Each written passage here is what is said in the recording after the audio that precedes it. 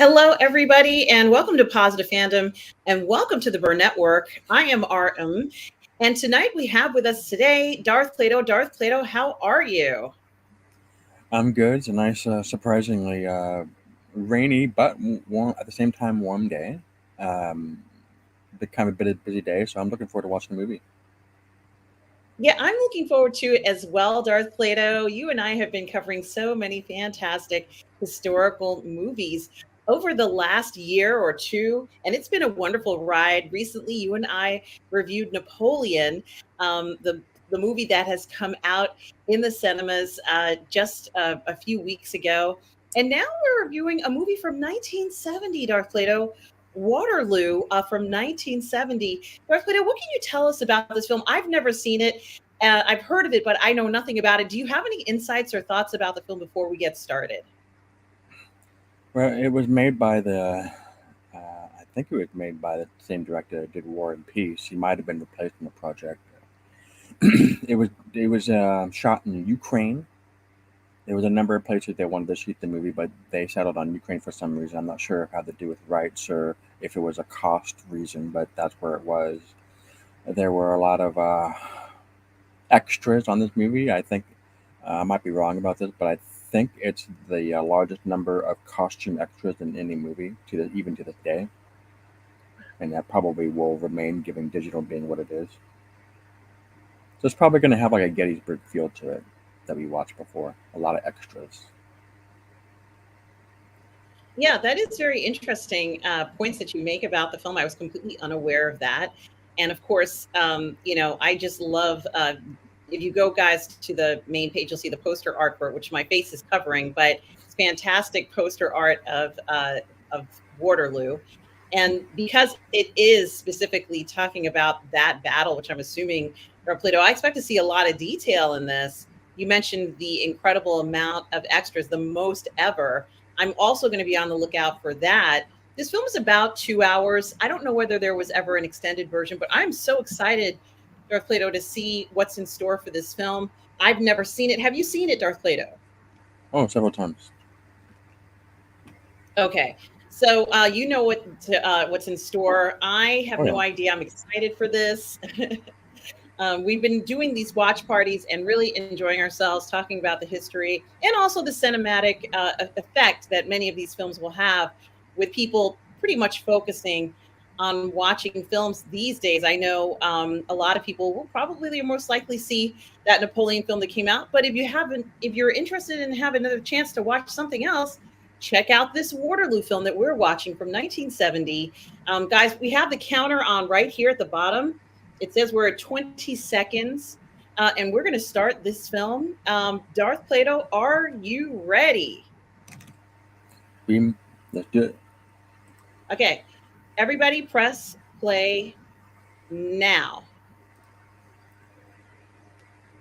All right, so you should see something that says Napoleon Bonaparte, inspiring his own people with his military and political genius and his revolutionary fervor, became within a few brief years emperor of the French and master of all Europe.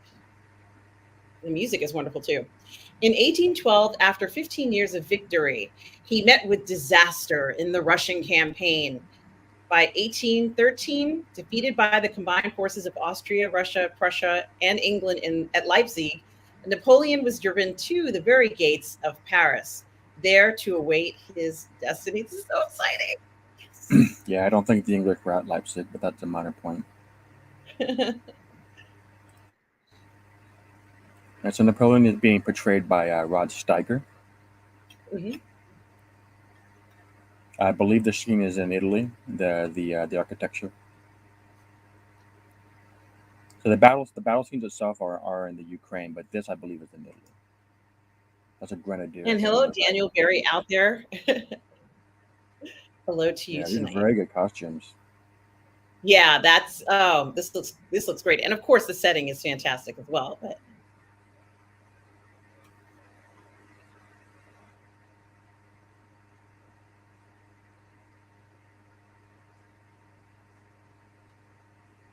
Fontainebleau, Wednesday, April 20th, 1814.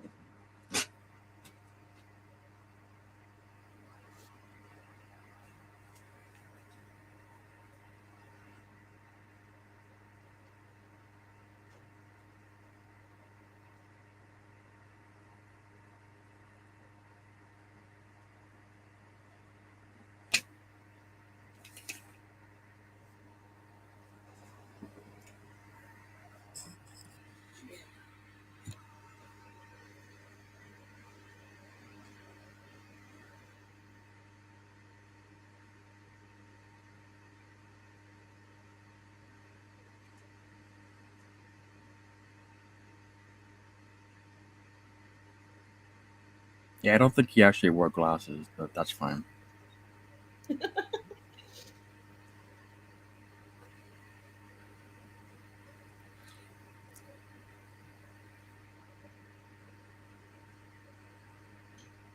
Yeah, I don't know if the subject of Elba had been broached by this time. That's an interesting detail. I'll have to look into that. Yeah, this scene is what's called the Marshals' Revolt, and I believe it took place outdoors. I'm not sure about that.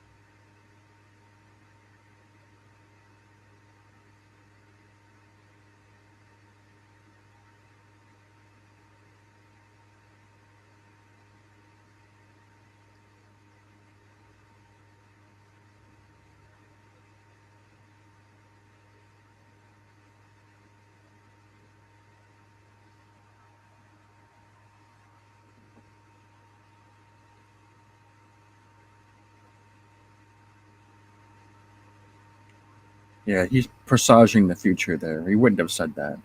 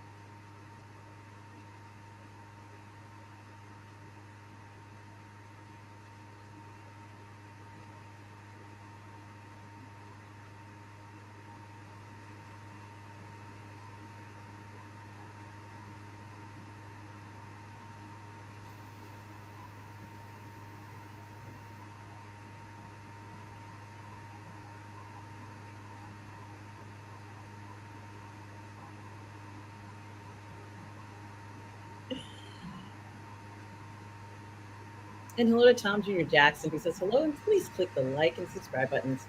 Hi, Tom. Hope you are well. We are all good people, Tom. Hi, Tom. Thanks for moderating.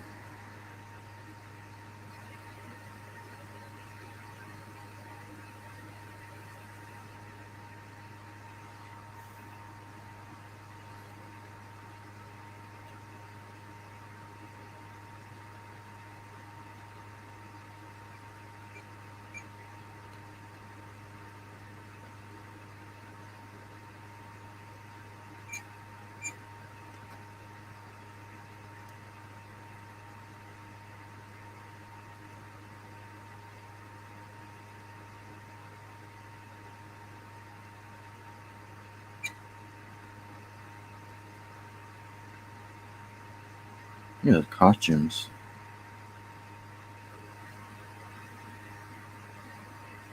It looks incredible. I Even the think they're lighting is, referring. I'm sorry. Go ahead. I was saying, even the lighting is nice. Yeah, it seems more natural, doesn't it? Mm-hmm. Yeah, I believe he's referring to Marshal Marmont. Marmont made a deal with the Allies and surrendered Paris. Mm-hmm.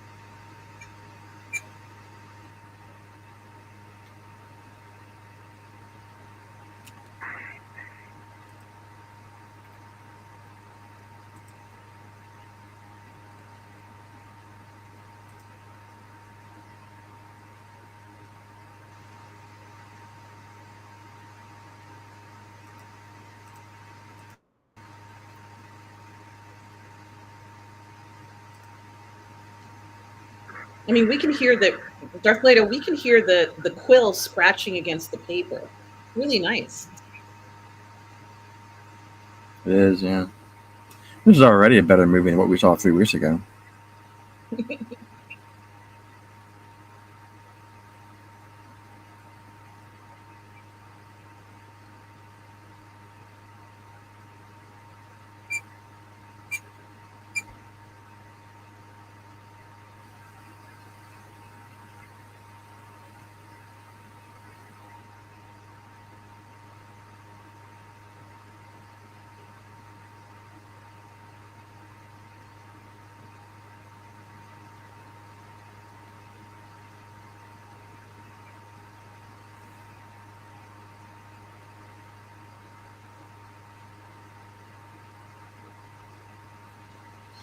Yeah, what the scene doesn't tell you is that he actually tried to commit suicide several hours before this, and it wasn't related to the war. It was related to the fact that his wife had fled with his son to Austria.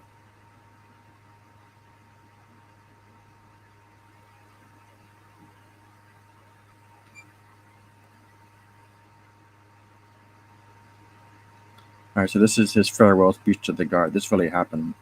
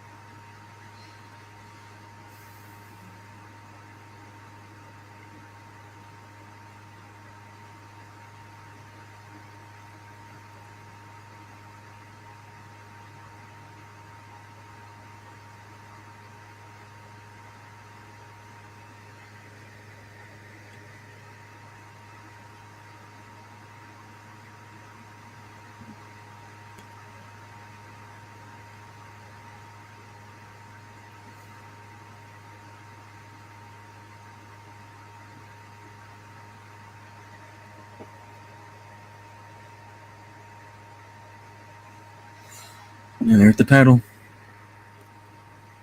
Yes. Quite possibly the most famous battle in the history of mankind. Yes.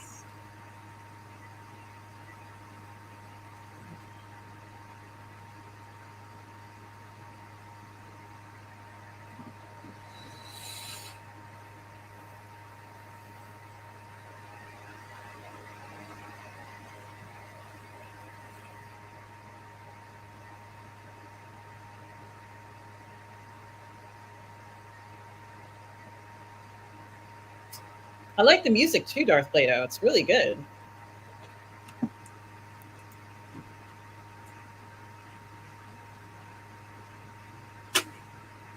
Yeah, it's orchestra, triumphant orchestra. Yeah. Hmm. And of course, we all know Dino De Laurentiis.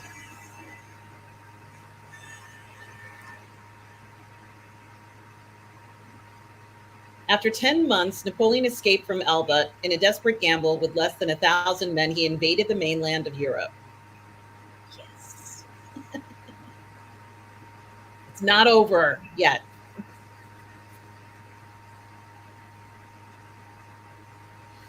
Yeah, so they're jumping. Yeah, they should jump 10 months. Yeah.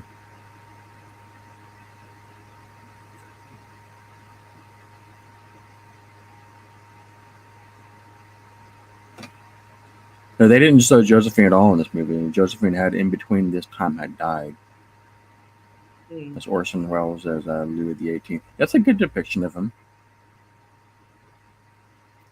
He had severe gout by this time in his life, and he couldn't walk around and he couldn't walk around on his own power. He had to be carried around.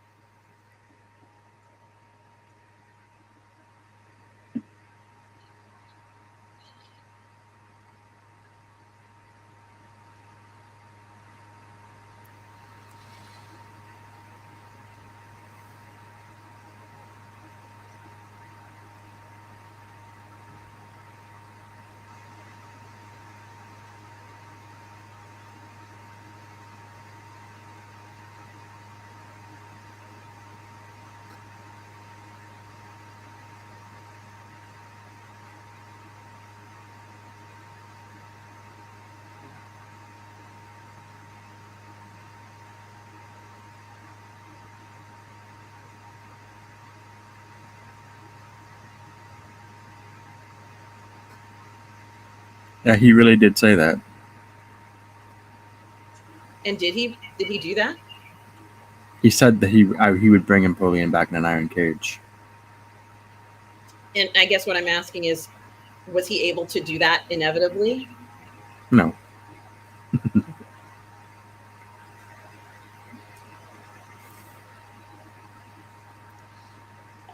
So there was a lot of tension between the changing over of Napoleon's regime to the Bourbon regime, and the Bourbons had thought about settling accounts, but the British persuaded them to just let it go. If the war is over, let the war be over, and just let it go. And so, as a way of showing that bygones were bygones, they went out of their way to recruit some of Napoleon's former commanders into the regime. That's why you see Soult and Ney there as part of that effort, instead of being in a prison or shot somewhere.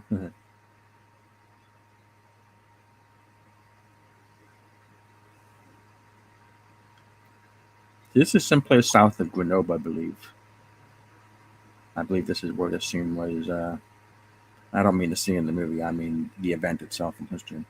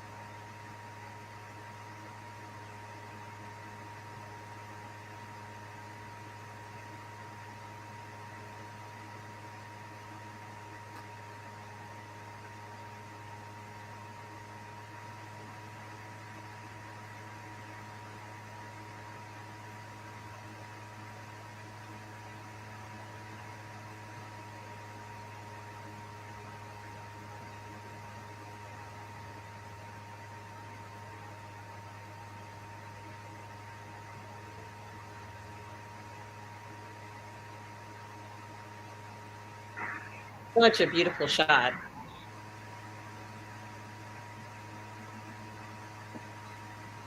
It is. I don't know if there are quite that many of them, but yeah. Yeah.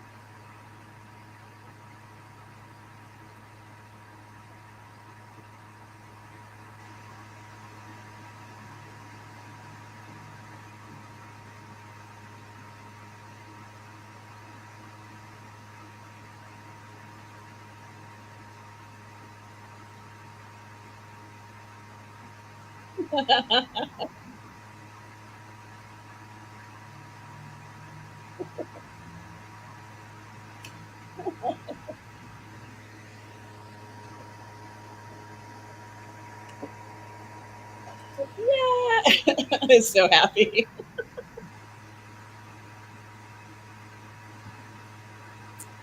He's back.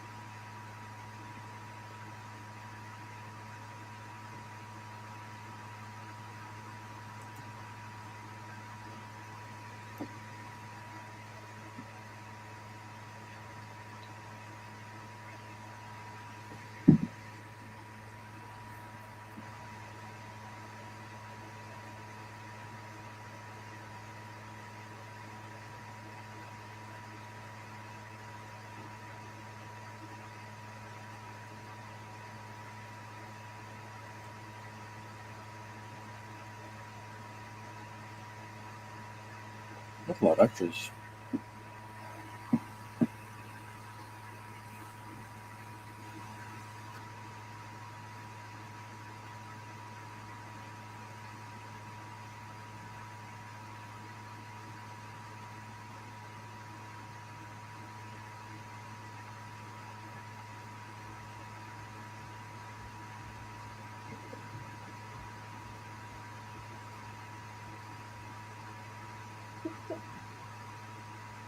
Yay.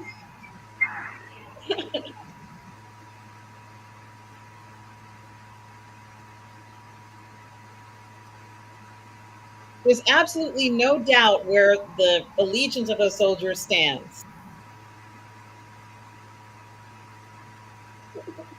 Yeah, that's pretty much what happened.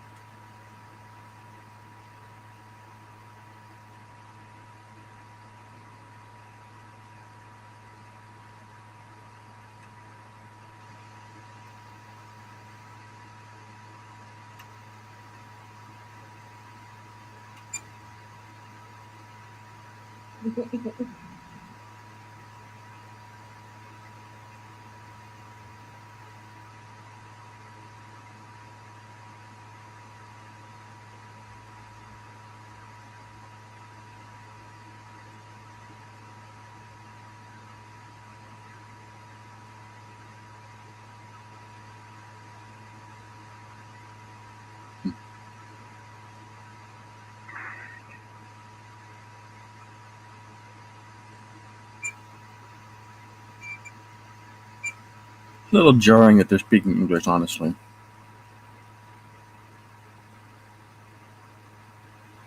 At least they're trying to capture the excitement and joy of the moment for these people.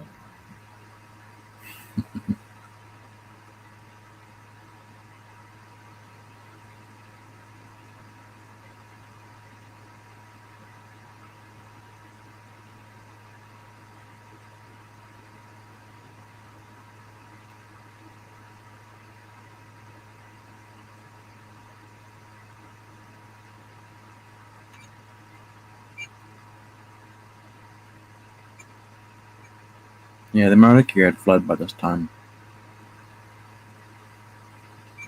Burning the king in effigy. Yeah.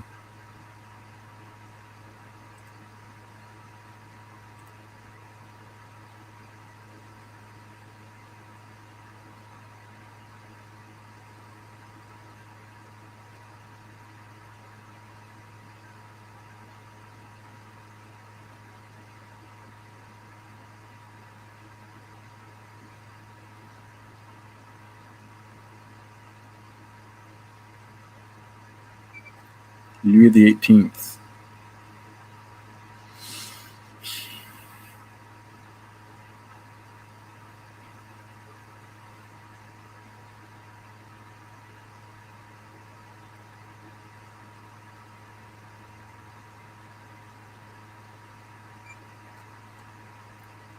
Honestly, this scene should have happened before the previous one.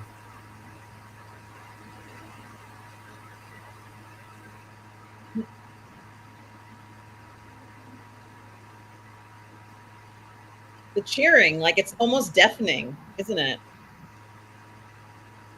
He was a rock star. It was like that when he visited Dover too. They weren't waving French flags, but they were excited to see him.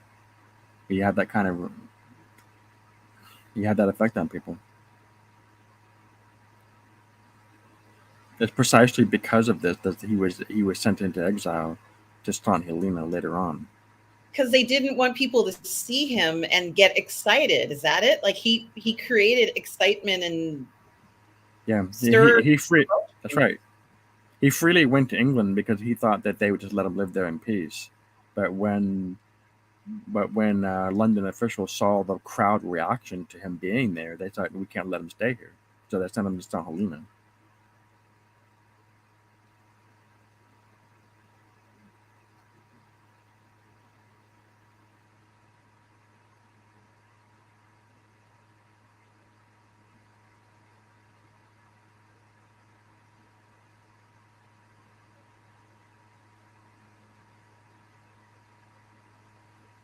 Fichet was not there by that time, I don't think. No, not a bit. Yeah, Drouot. Yeah, that guy was one of their best soldiers.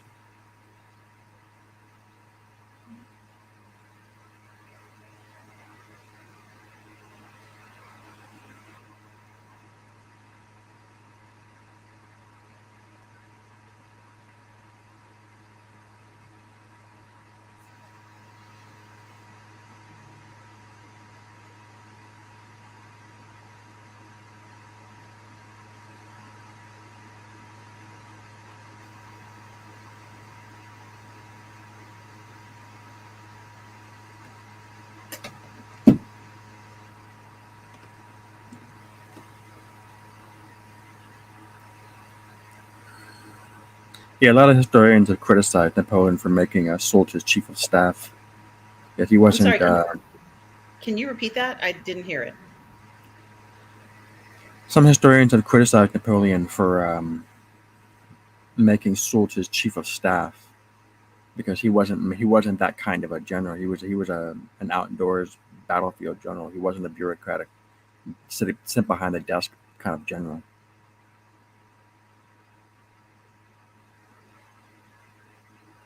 And so Soult's mismanagement of the coming campaign is has been criticized. About for a film that's a little bit over 2 hours, this first 30 minutes has gone by rather quickly. Yep. Well, they covered a full year in 30 minutes.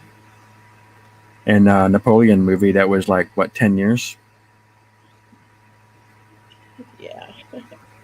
Oh, see what he said there about I found it in the gutter. Yeah, he really did say that at his coronation.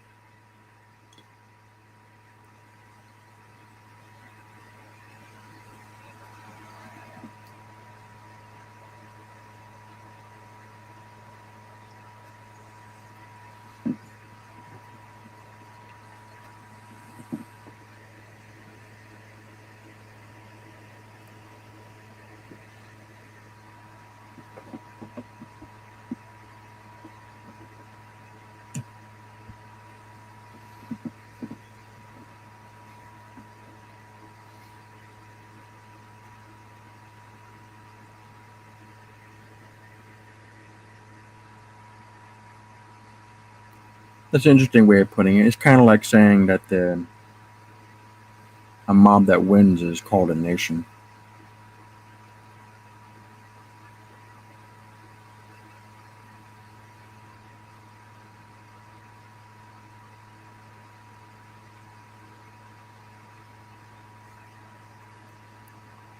And hello, Ms. Martin Muses. Sure hope you are doing well these days. Good to see you. We are watching Waterloo from 1970. We're at the 30-minute mark right there in our counter. Hope you are well, Ms. Martin Muses. Such a pleasure to see you here tonight.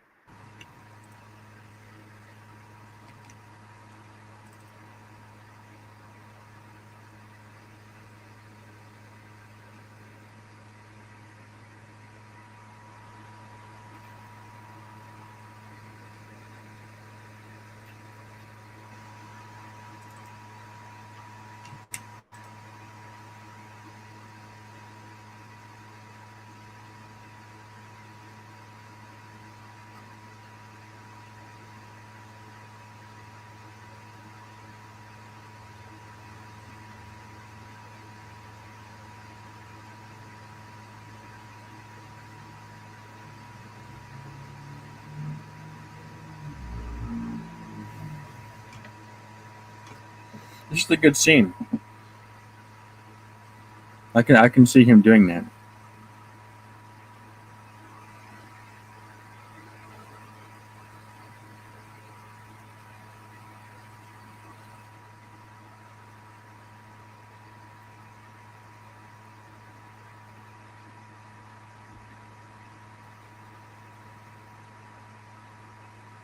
That's true. An enemy of humanity? That's true. When the Congress of Vienna was still going on at the time, and they were very careful in their wording. They said they didn't want to word it that they were going to war against France. They worded it so that they were going to war against him personally. So in other words, to give the French the mind that they don't have to follow him. Mm-hmm. That's unique. There'd never been anything like that before. Yeah, he was officially declared an outlaw. Those uniforms look amazing. Amazing, Yes. Darth Plato. Amazing. Just Yeah. Yeah, I love it.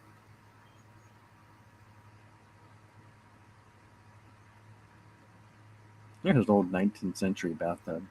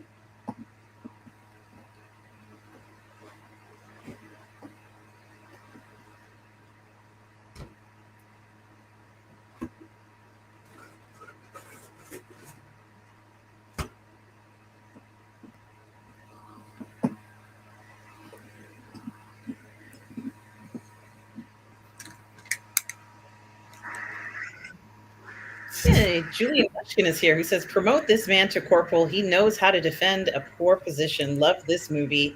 And cheers. Well, cheers to you, Julian Mushkin. Going to see you tomorrow night on For All Mankind review. Good to see you tonight.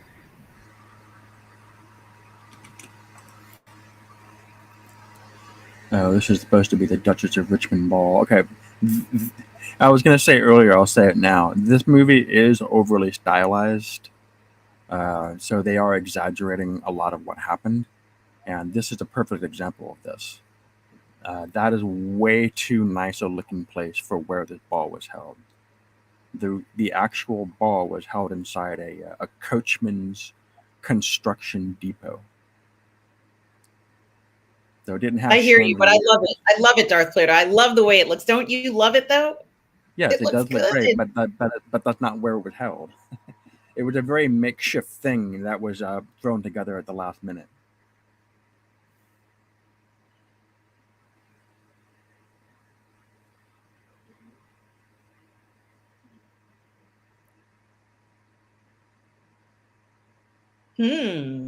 Glances across the ballroom.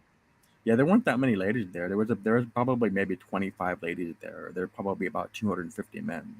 There weren't that many.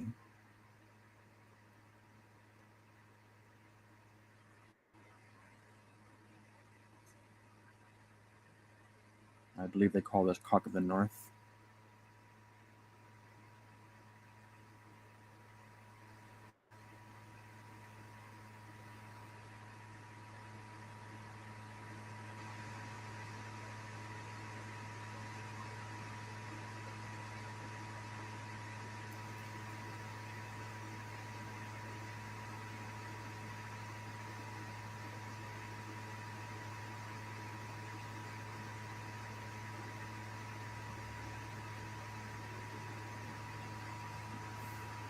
It was raining out, so yeah, it was. It was torrential rain that day on the for much of that week. I don't know if it was raining that moment, but it was really bad rain that entire week.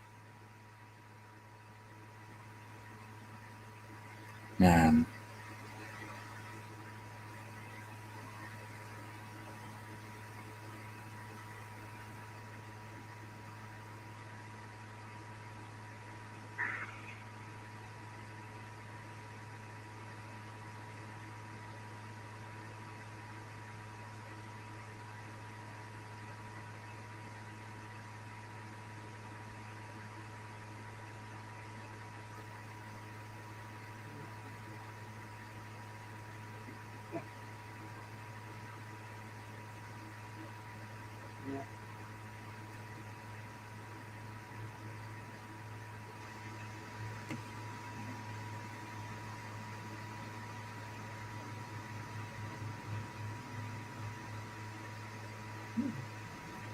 man,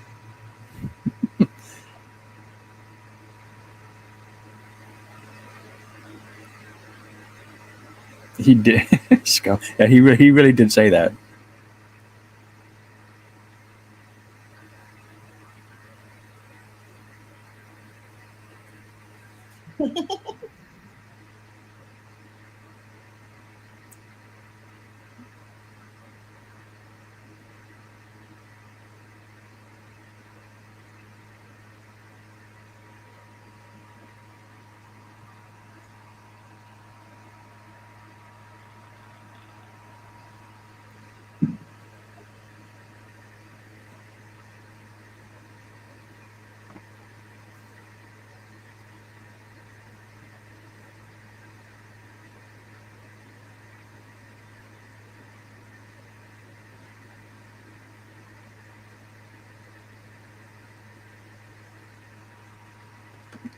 I think that guy's name is Lord Hay, the young guy.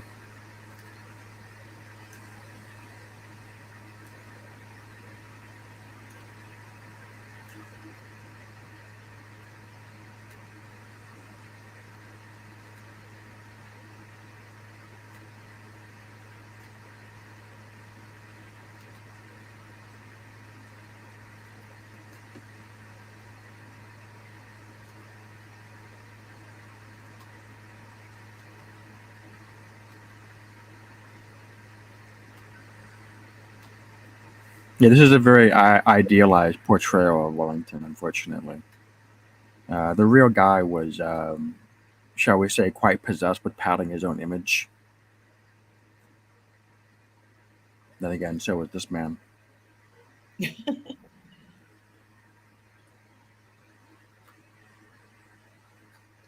So what what the show isn't really telling you is that there's a massive force massing in the east, Russia, Prussia, Austria. So you're looking at about maybe 600,000 men marching on France. So what Napoleon is doing is he's trying to hit the Prussians and the British before they can unite into one large group and march on France from the north, giving France more than one front to deal with. So he's trying to knock out a possible second front here and now before it becomes an issue later. That's really the reason why he's making this march.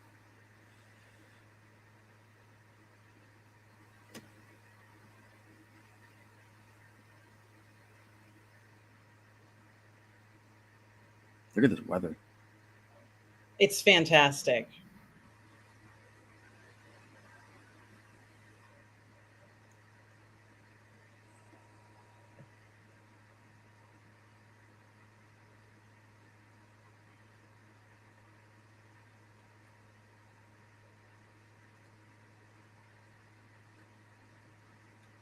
Yeah, there was a battle going on. I think right about this same time, the French were at Charleroi. That was the first battle of the campaign. The Prussians heard rumors that the French were marching north, so they went down to look at it. And sure enough, they were in force. And that's when it was sometime after that the riders went out.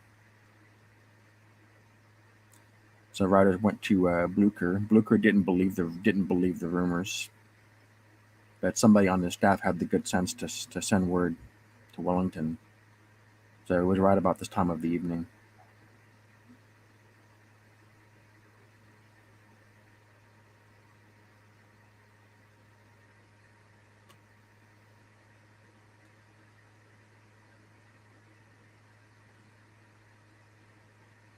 Yeah, his name is Hay. Yeah. Oh, that's the anachronism. See that statement? I wanted to wear I wanted to wear white before black. Yeah, that's an anachronism. Brides didn't wear white until I think the 1840s.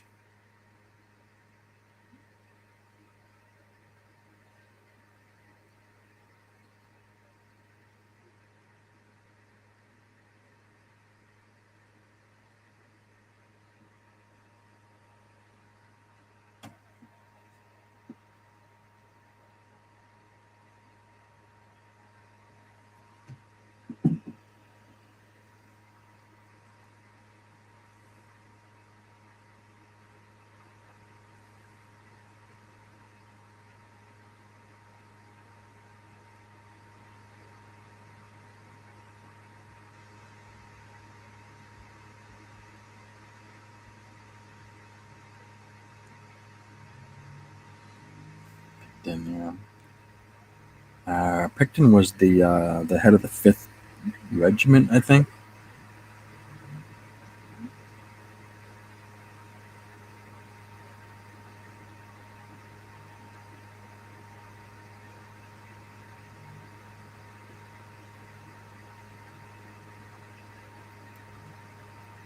This scene's really long. Yeah.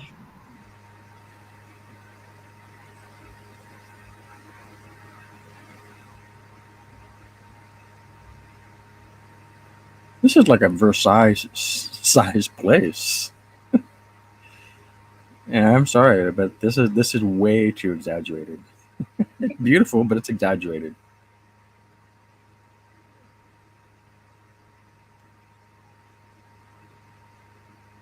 I wonder where that really is, though. That's a nice room.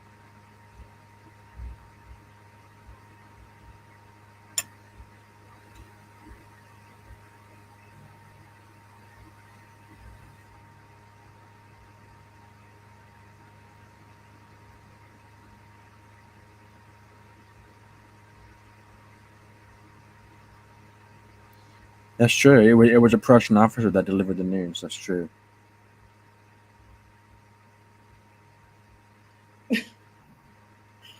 Yeah. I don't know if he was quite that old.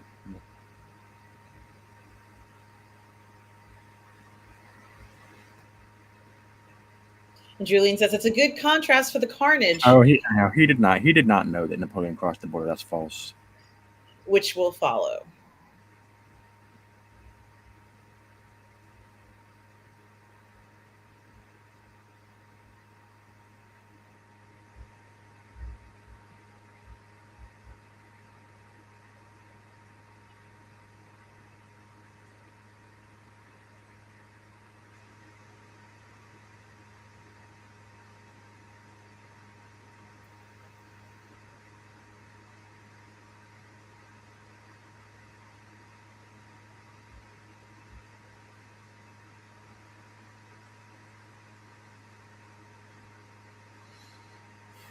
Yeah, this scene actually took place earlier in the episode. The well, not the episode, but the earlier in the ball. I mean, so he has gotten some criticism for not leaving right away. So I'm not entirely sure it's fair criticism. There's something to be said for make looking like everything's fine.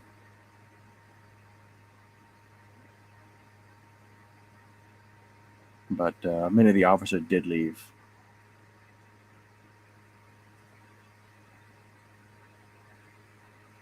No, you don't want to go with the army, my dear.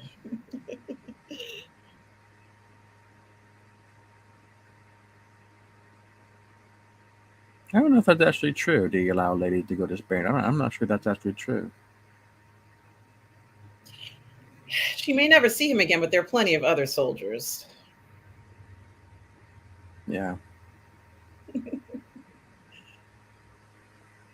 that's yep. They retreated to the study to discuss what we're going to do. Yeah, that's what happened.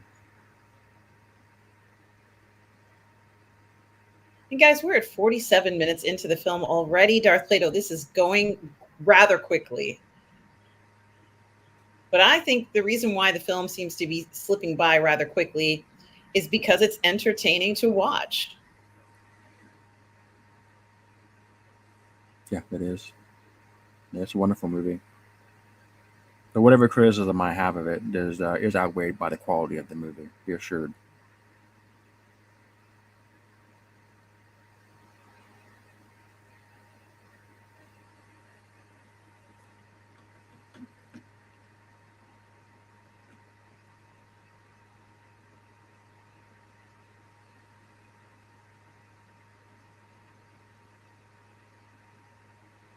Charlotte was a pretty minor engagement.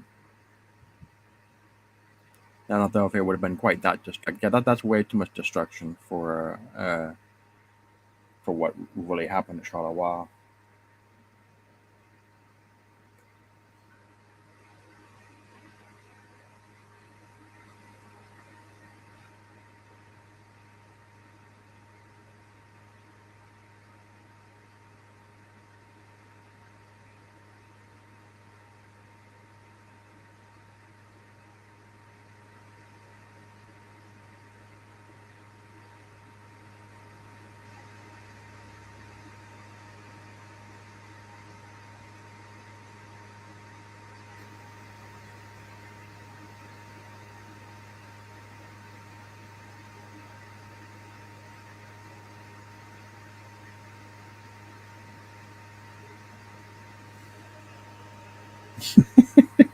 That's a good depiction of him, actually.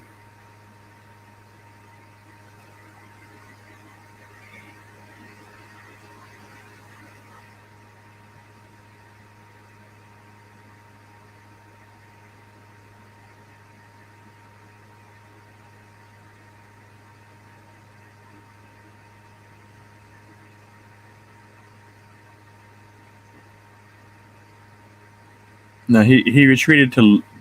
No, that's not true. Yeah, Blucher wasn't at Charleroi. He was at Ligny, waiting for news, and that's where the next battle took place. He didn't decide. He didn't decide to retreat to Wild. That was actually somebody else's decision. But whatever. It's just a movie.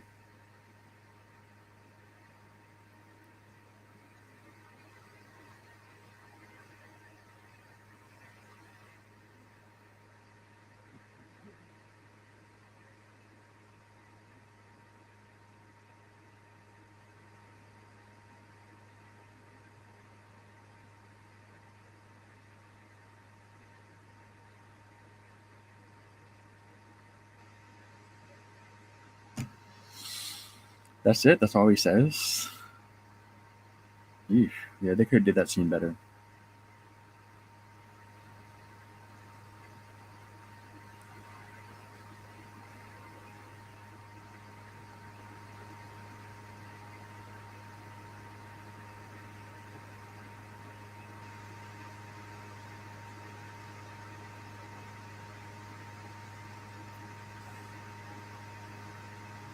Yep.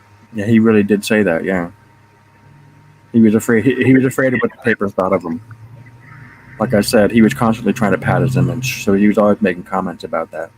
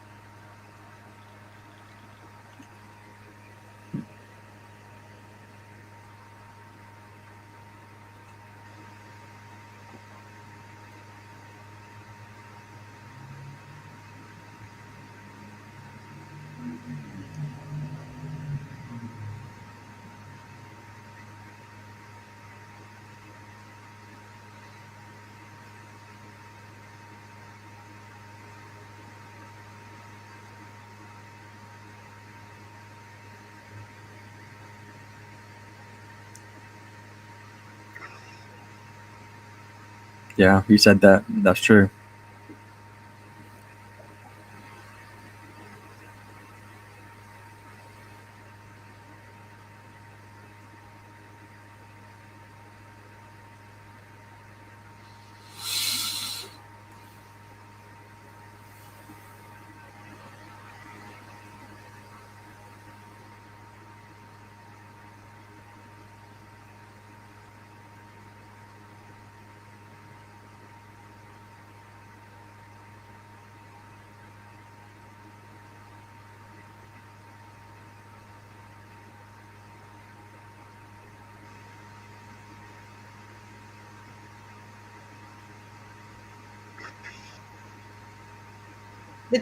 The troop movements do add a lot to the experience. Hmm? The troop movements Oh yes. do add a lot to the experience. Yeah. Yeah, this is much better than what we saw a few weeks ago.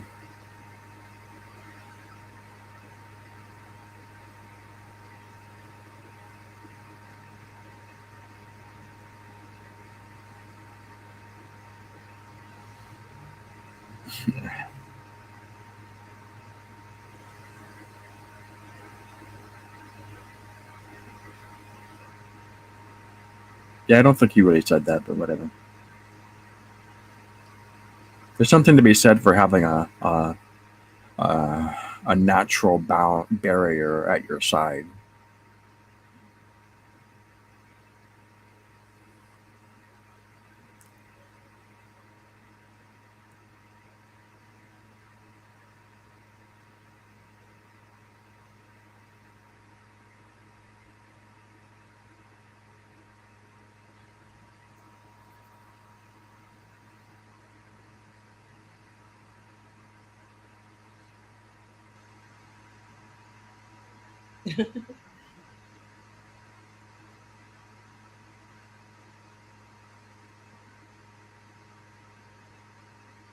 These are the Innis killing. Yeah, they were the Irish.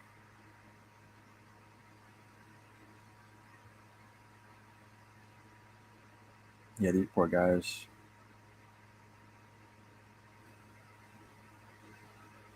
Yeah, this Irish regiment suffered the highest casualties of any unit. Oh, Yeah, greater than 90%. I don't know if that's what they were worrying though.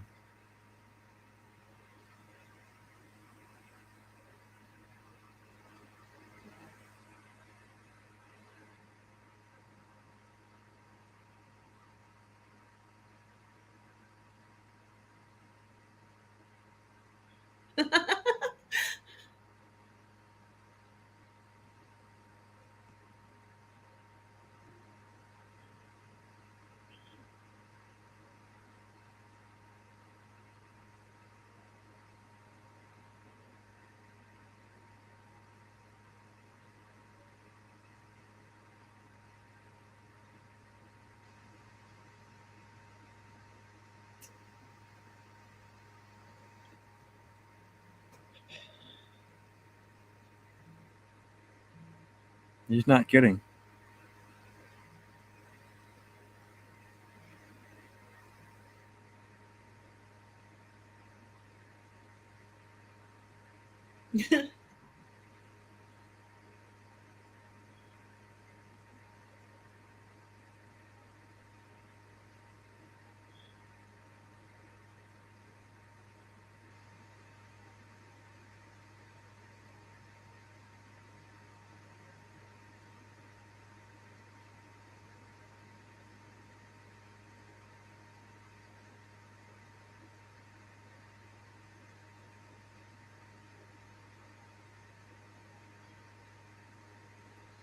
Yeah, when Wellington was in charge of the army in Spain, he hanged 118 of his own men, many of them for petty crimes. But he was known for being a draconian when it comes to discipline. And hello to Mr. Fixit, who's here as well. Mr. Fixit, we hope you are well tonight. Guys, we are at 57 minutes. You can see the counter right here. 57 minutes into the film. It's about a 2-hour film. We're about halfway through already. I can't even believe it, Darth Plato. A good movie will make you feel that way. Mm-hmm.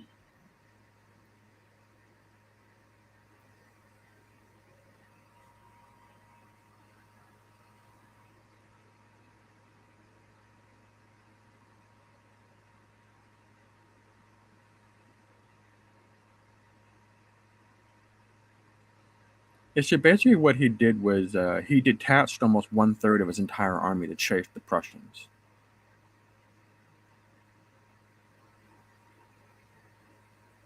And that's a significant bump. That's about 33,000 men. That's a significant number. Oh. Yeah, the movie doesn't do a good job explaining that.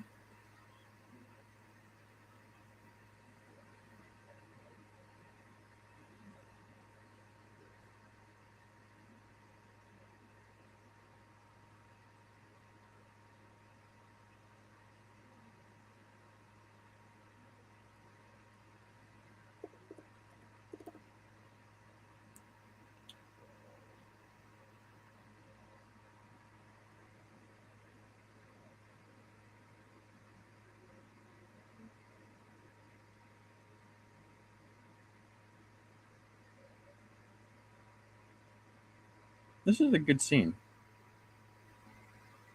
Something like this really did really happen.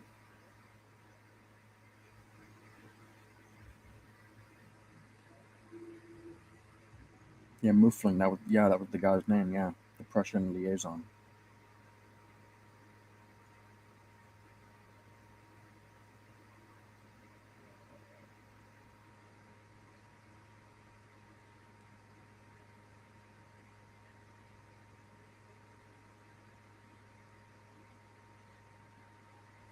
Uxbridge. Yeah,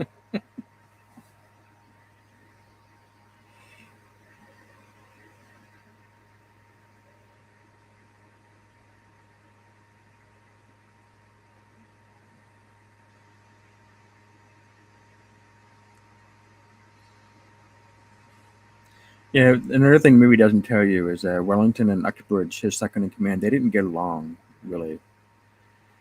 When they were younger, Uxbridge eloped with one of Wellington's relatives, and he nearly challenged him to a duel.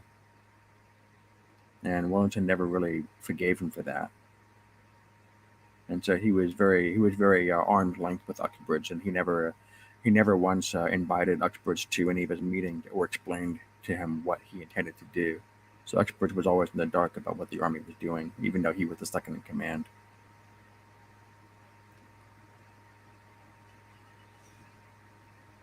Yeah, Wellington was the kind of guy who could hold a grudge. Oh yeah, okay. What they're doing here is this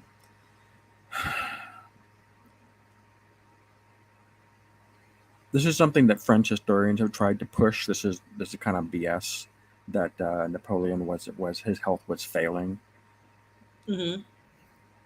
and so they're trying to explain why he seemed lethargic, going into the battle. But that was just something that they were trying to get their minds around back in that day. There's reasons why Napoleon made the decisions that he made, and they couldn't understand at the time. So they would just speculate, oh, maybe he wasn't feeling well, and next thing you know, it was appearing in all the history books. So that this is very exaggerated what they're doing here about him not feeling well. His health was not bad.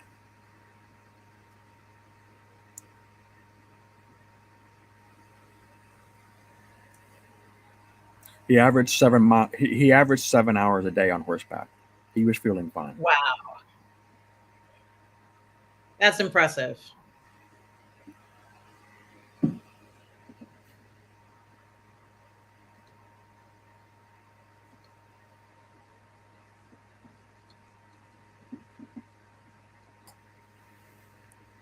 So the movie is trying to be neutral in how they're depicting things. They're taking Buddhist historians, they're taking French historians, and they're trying to put it together and trying to make it look balanced. The problem is that the history on both sides is stylized and exaggerated.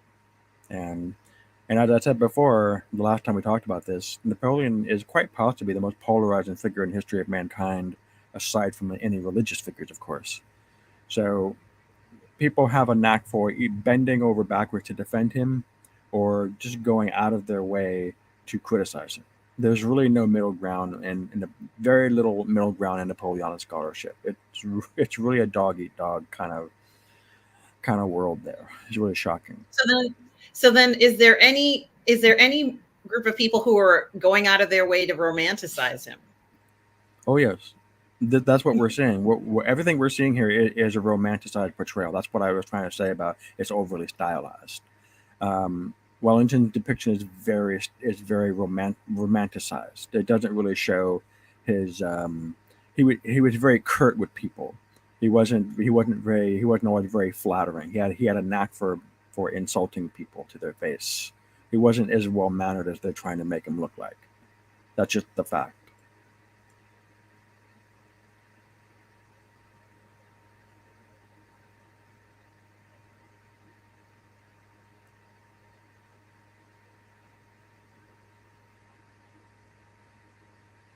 And he wasn't as calm as they were making him out to be. Well, the day after he heard about Charleroi, he was running around.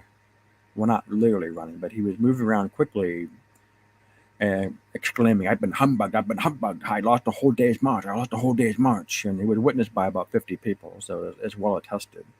So after the war was over, he went into retirement. He spent the next 20, 30 years trying to track all these people down and threaten them, cajole them, flatter them, bribe them, whatever he needed to do to get them to change their testimony about this. Because he would, like I said, I've said it 3 times so far. I'll say it again.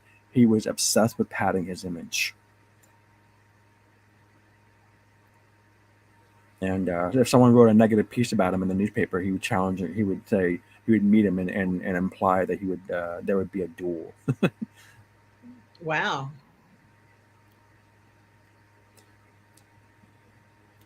Yeah, he was obsessed with Napoleon. During the intervening years between 1814 and 1815, he he met with Napoleon's sister and bought her house. And he bought her house for the express purpose of meeting her in the first place, so he could throw a pass at her. And she did decline him. And that house today serves as the French embassy. It's going to be the British embassy in Paris. And he talked to people that knew Napoleon, and he said, who were his lovers, who were his go-to girls, and he wrote down the list. He had the whole list of people, and he tried to track them all down so that he could sleep with them all, and then say, so who's better? And he did this a couple of times. And he Oh really my did do that. gosh, the Yeah, audacity of it. I love it. yeah, he really did do that.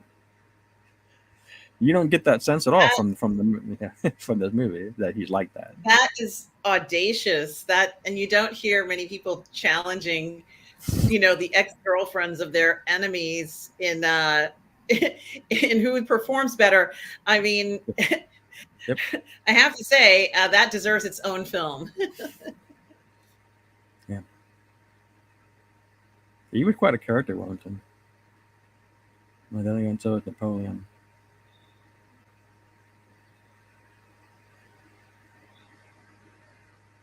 Okay, so I think we are on the 18th. Now, they completely skipped the Battle of Ligny. The Battle of Ligny was kind of a big deal, but they skipped over that apparently. So what you saw Charleroi earlier, they just they combined those two events. So instead of two battles, we saw one. So they're just doing that to make the movie go faster, but that's fine.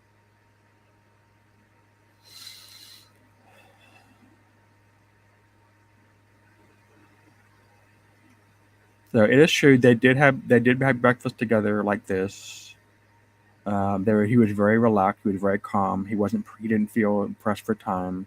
In his mind, he was confident that the Prussians had been dealt with, that they were not going to be a factor.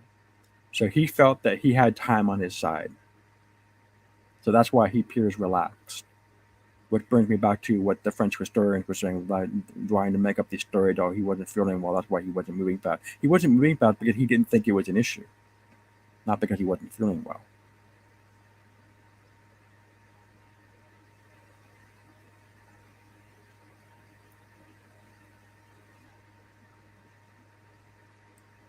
It is true about the mud. It was very muddy.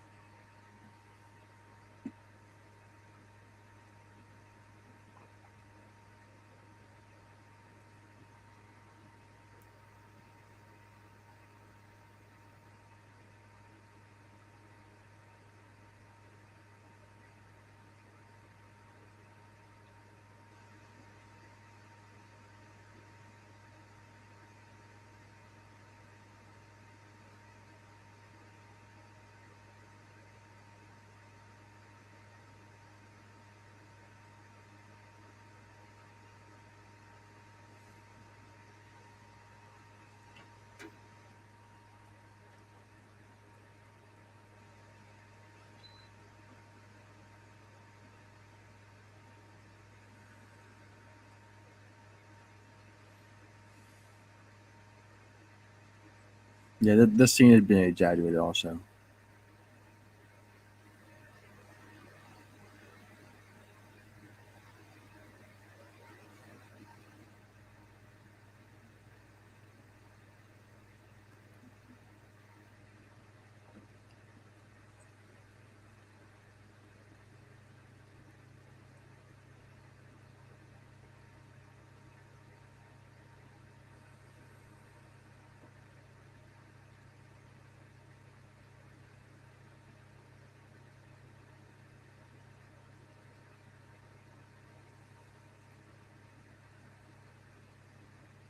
It's interesting that he said that you're my cannon. He was an artilleryman, that's true, but he actually took that man off artillery duty to command another unit because there was a chronic shortage of officers in the French army. The French army right now that we're seeing, it only had half its officers because not all the French officers agreed to serve under Napoleon when he returned because some of them were royalists.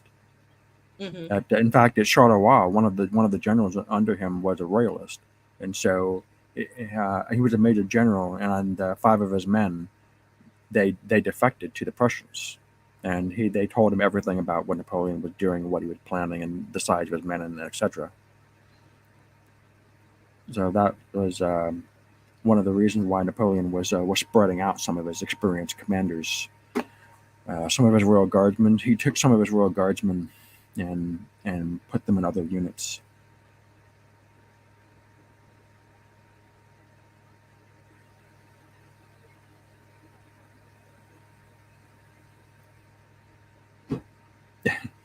Okay, so see what he did there. He should have told Uxbridge to mump off.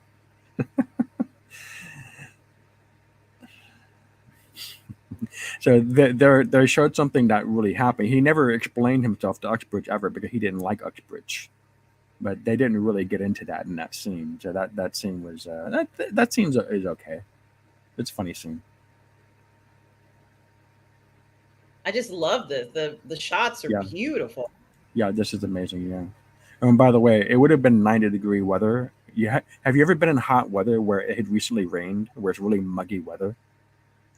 That's Yes. yeah, that's what the weather was like on this day. It was very muggy, so it would have been very uncomfortable wearing those uniforms.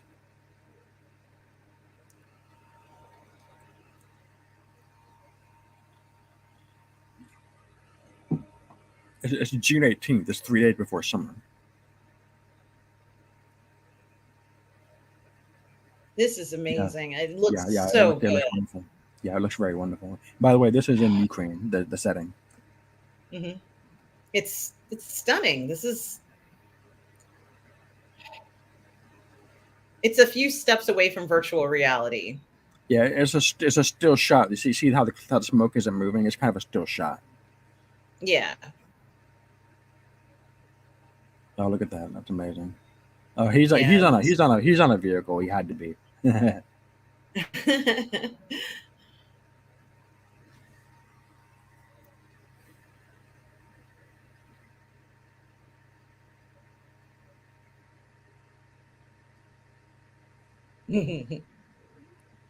that actually happened at Lindy the 2 days before. That was the first time that Wellington ever actually saw Napoleon through his looking glass. It was 2 days before this though, but they put that into this scene instead. Um, Something like that did happen where they asked if they could fire on him, but and he said no, but that wasn't the reason why he said no. He said no because he didn't believe that it was appropriate to target a head of state Right. and thus becoming an assassin. It's not the army's responsibility to act as an assassin, and so that's why he declined the order. He was not above that sort of thing, having a guy shot. I explained in a previous stream how he tried to assassinate a French general in Spain.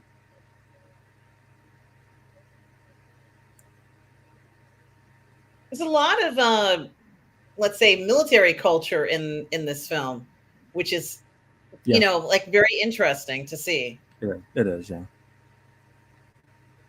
Where's the guy in the suit? There was a guy in a suit. Not in the scene though.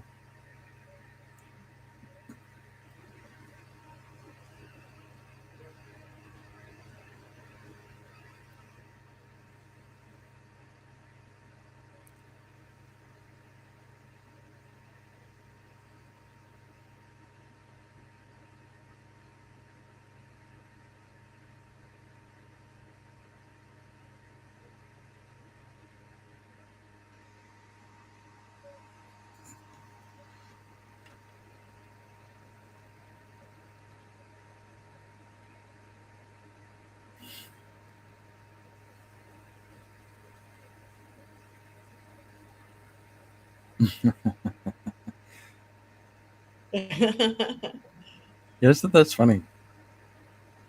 Yeah, I don't know if they actually said that stuff. That's funny though. I believe it. Soldiers can be pretty raw, especially British soldiers at that time. What a lot of people don't know is that British soldiers they had a reputation for being rough characters because a lot of times they were pressed into service from unsavory parts Hmm. of society. They empty the jails and say you can either be Hmm. in jail or you can join the army. Yeah, yeah. So That's that's unfortunate that that happened to so many of them. yeah. So And that's they why the talked British about have a that. reputation for. I think they talked about that in it might not have been Sharp, but in one of the series they talked about how yeah, it was in Horatio Hornblower. I think one of the soldiers had been pressed, and Yeah. one of the I'm sorry, not soldiers, but one of the sailors had been pressed into duty, and he hated it. Like he was someone who ended up turning against them.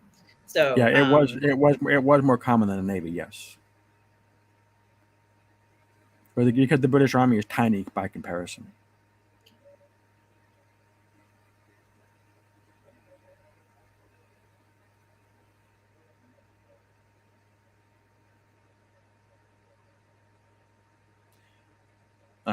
Yeah, see what he said there. He's not afraid. Wellington's not afraid of his right. That's because he doesn't know about the Prussians yet. Wellington does. That's why he knows that the Prussians are going to approach from the direction closest to Wellington's left. That's why So his left was Wellington has the deliberately weak. advantage. Hmm? Wellington has the advantage. Well, he does, yeah. Wellington would not have stood his ground if he didn't know the Prussians were coming,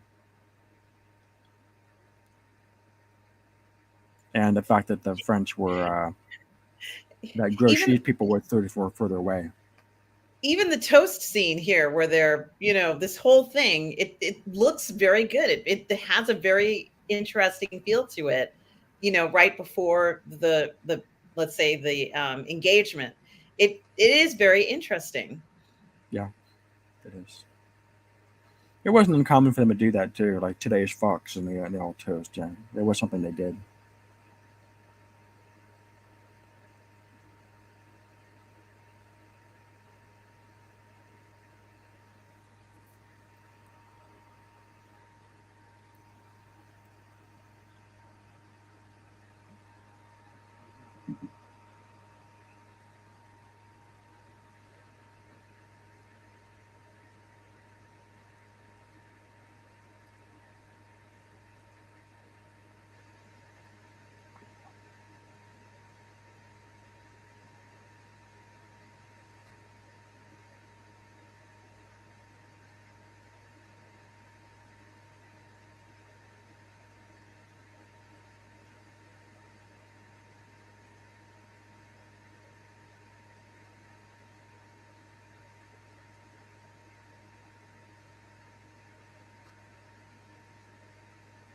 That's not a vote of confidence.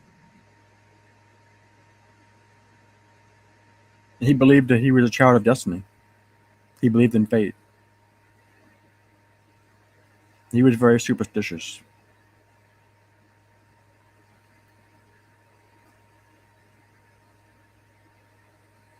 That's why he couldn't believe it when he lost.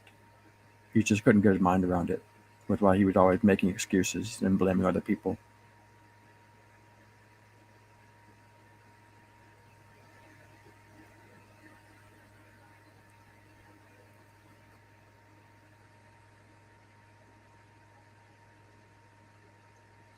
Yeah, the Sharp series actually does a better job of making the battlefield look real.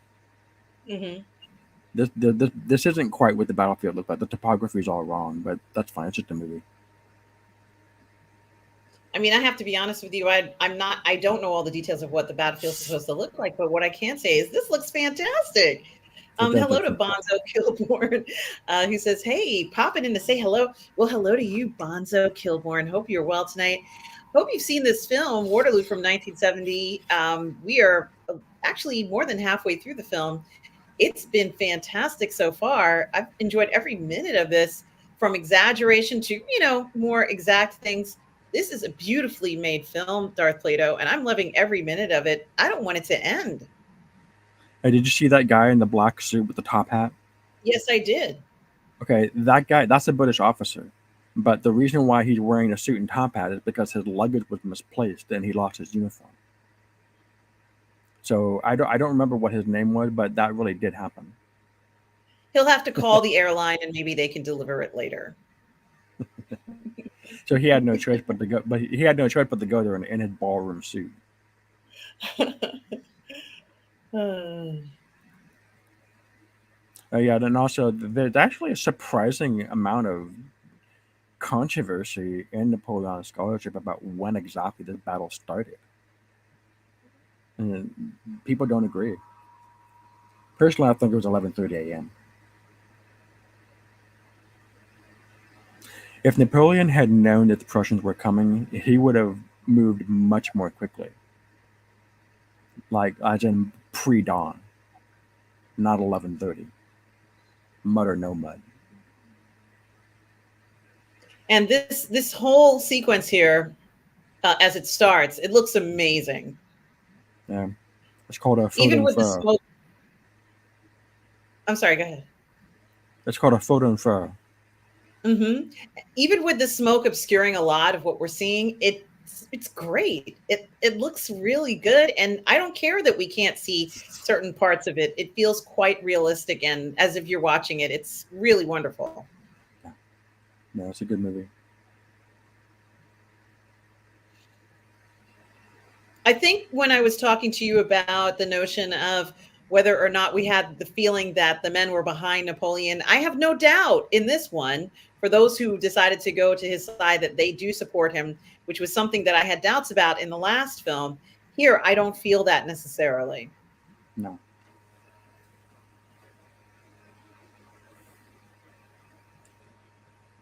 That's because the movie was deliberately trying to show that he wasn't that kind of man. He was some other kind of man. This movie's not doing that. And this is the type of man that he is. More or Yes, it less, is. let's say, a closer, because we'll never get the exact representation, but No, no. perhaps this is, yeah. But this is good. Yeah. I don't know about This those is nice trees. too. This is nice. It looks good. Yeah. It looks really good. It's interesting. It All right. feels like it's another. All right. So the battle can be divided into 5 phases. This is the first phase. This is the. I was about to say the attack on Ujemont, and the battlefield was diagonal. So the French were on the southeast, and the Allies were on the northwest, facing each other. So they were about 1,000 yards apart, and there were several farmhouses in between them on the battlefield. So this is about the halfway point of the battlefield between the two main lines at the farmhouse of Ujemont. This is And Darth basically very Plato, well defended. it looks so good. Like, I understand what's going on. I don't need, you're telling us the details. I don't know the details offhand. I'm not going to remember the details. It doesn't matter. I feel like I know what's going on in this film.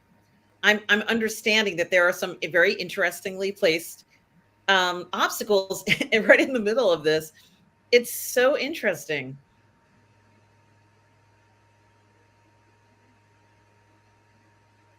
Well, now he's comparing it to a chess game. It doesn't matter. It looks so good. I think that each individual character or each person who's playing these characters is sticking with whatever way that they're going to portray that character, and that's fine. Look at this. This really. Yeah. Well, yeah, they're Oh real man, it men. looks so They're real men in real action. It's not CGI. yeah, They're real costumes. looks so good. Yeah, that is great looking. And this little forest, let's say this area where they're going through the trees is nice as well. You know, whether it was, I don't even know what the situation was, but honestly, it looks good. Yeah, that's not true though. Wellington was actually very animated about it. He was constantly roving the battlefield, making personal observations and personal directives. So he wasn't just sitting there the entire battlefield. I'm not sure why they're saying that. And maybe he hadn't by this time of the battle. That's possible. But this isn't very. This is pretty early. This is early hours.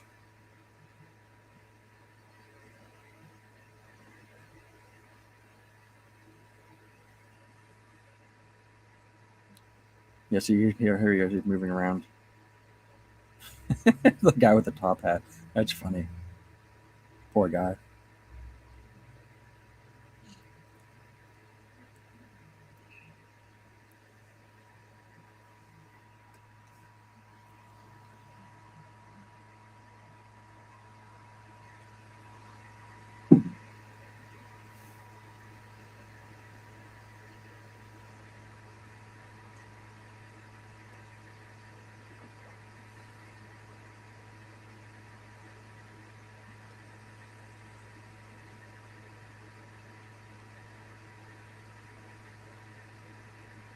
Wow. That's look. Yeah, that's cool. Wow.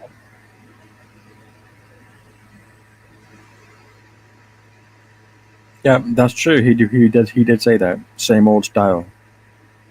Except he said it later in the day, I think.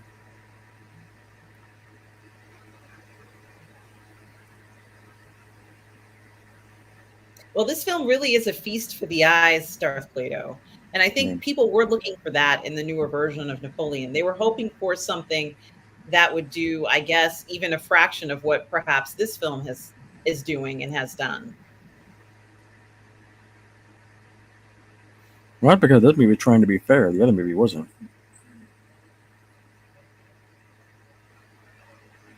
Yeah, Wellington was very experienced fighting French. Napoleon was not experienced really that much with fighting British.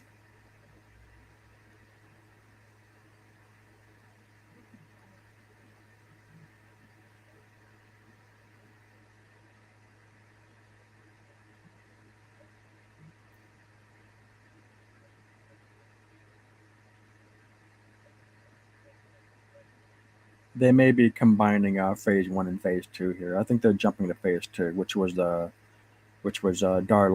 how do you say his name? Darlon's advance on Wellington's center left of his line.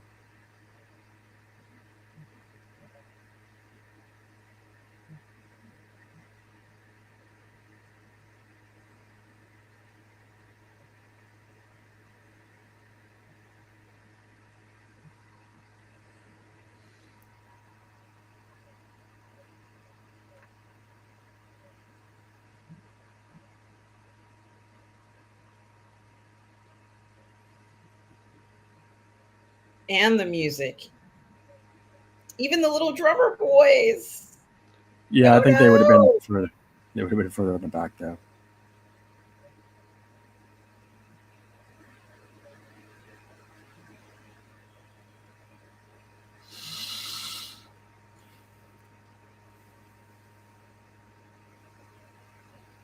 Snuff. That was a thing in those days.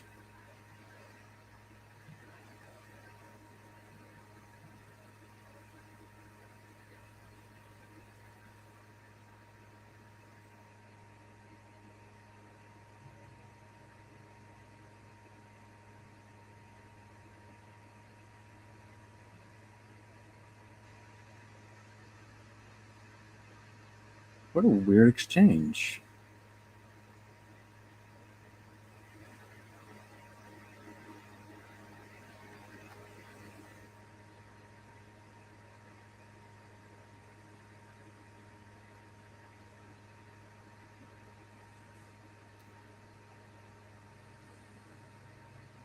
Yeah, he's presaging his own death right there. Damn bad luck.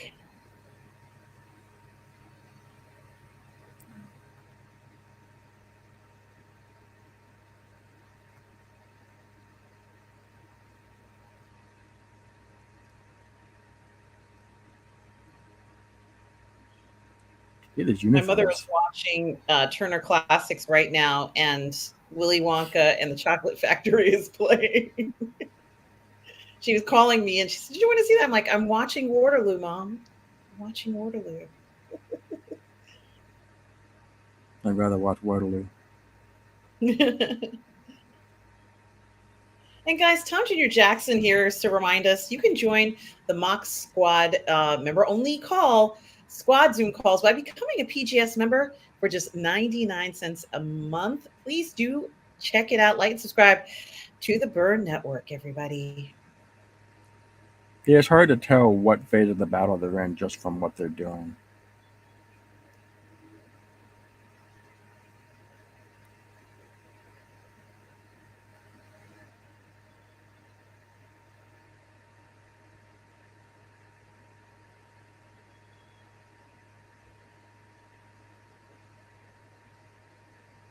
I love this. I love the music.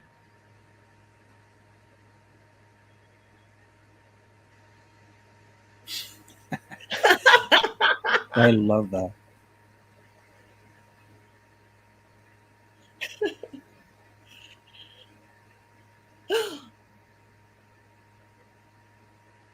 I gotta look who that guy was. I don't remember who that guy was.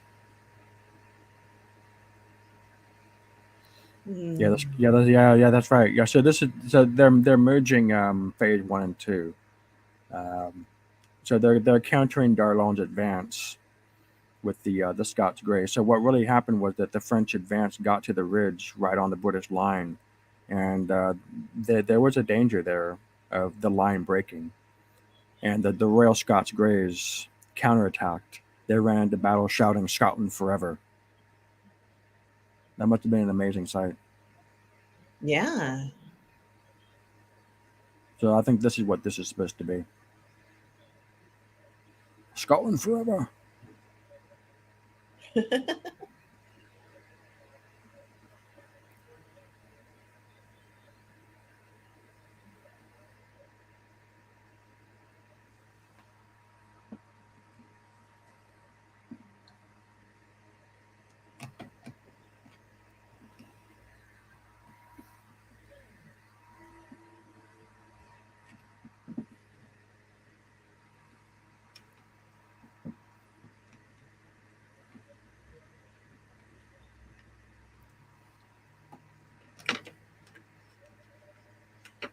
The cuirassiers.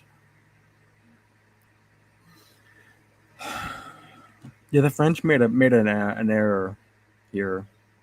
They when they were marching forward, they didn't take the time to cut off La Saint, one of the farmhouses, from the British lines, and they could have surrounded it Hmm. and destroyed it then and there, but they didn't do that. I see. And they didn't do that because they didn't know about the Prussians. Yeah, the Napoleon didn't know about the Prussians until about 1:30.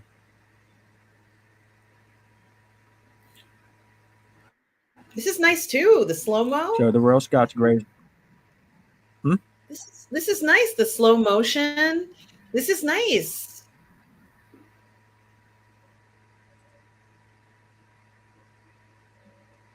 Yeah, a little bit of Zack Snyder there. It looks good though. Look at that. That's a beautiful shot.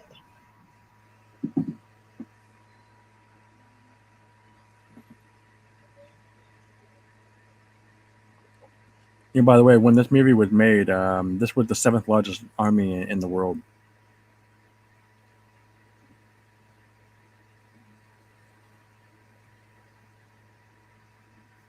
That's how many. That's how many people were there.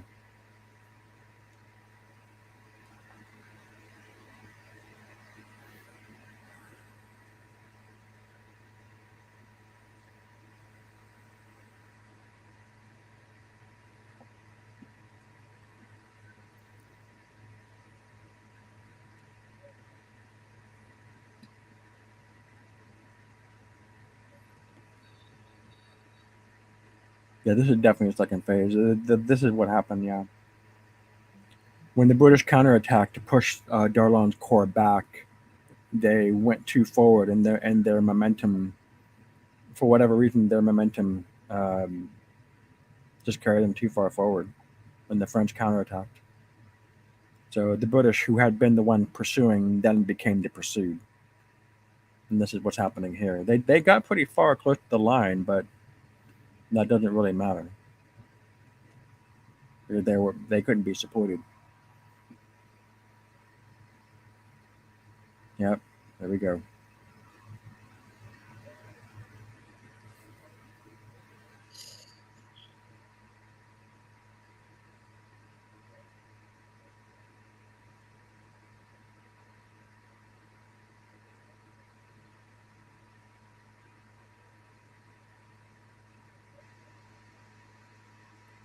Yeah, these were Ponsonby's people. Yeah, there he goes. See, that's remember that story he was telling earlier about what happened. He's yeah, he's presaging this scene. The bad luck story. Yeah,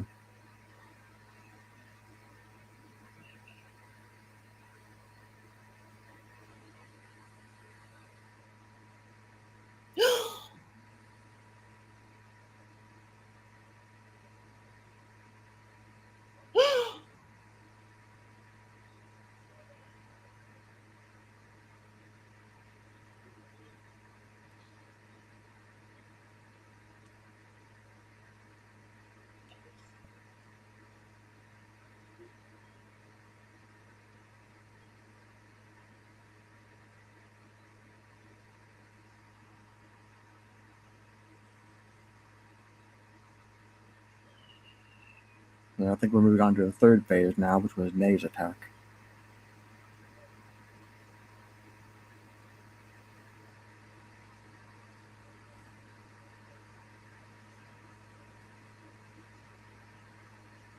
Oh, this is Grouchy. This is further to the east. These were the French that were supposed to be chasing the Prussians.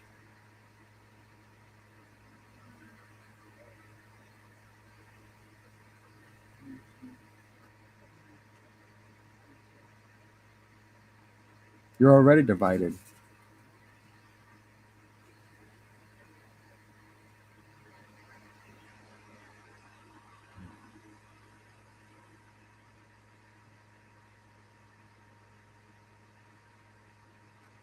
Yep, here come the Prussians.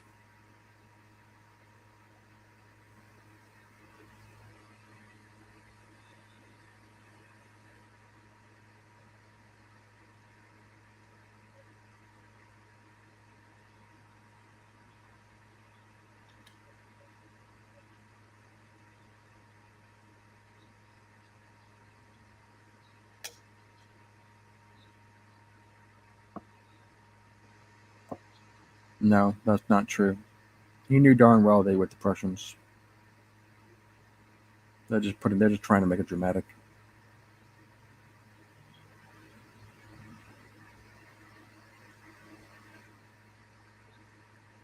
And guys, we're about an hour and 38 minutes into this amazing watch party of Waterloo.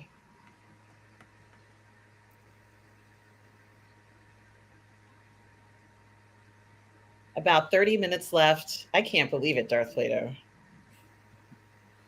Well, this is about the halfway point of the battle, so it makes sense.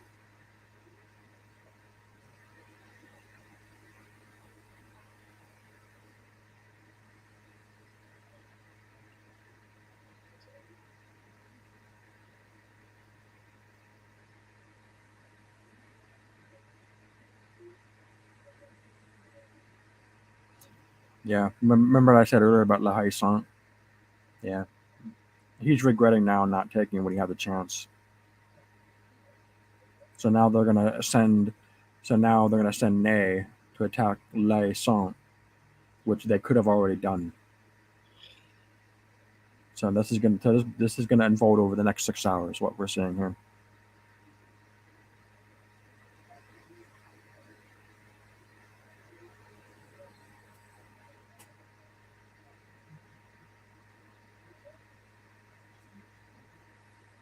Okay, he's quoting. They're quoting Napoleon's memoirs. His memoirs were not honest.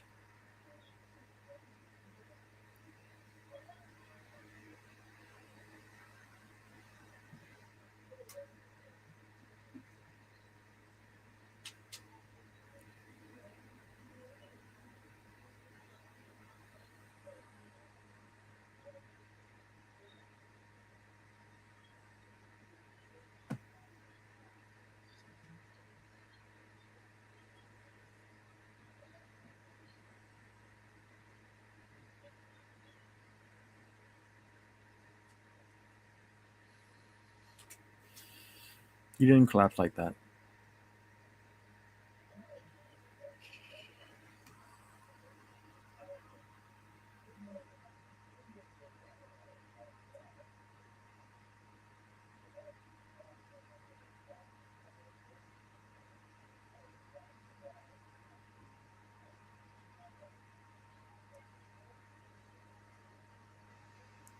Jesus.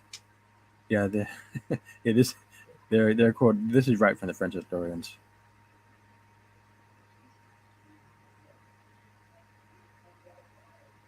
I don't even know. I think this is kind of unnecessary to show, because it kind of disrupts the momentum of what's going on in the battlefield.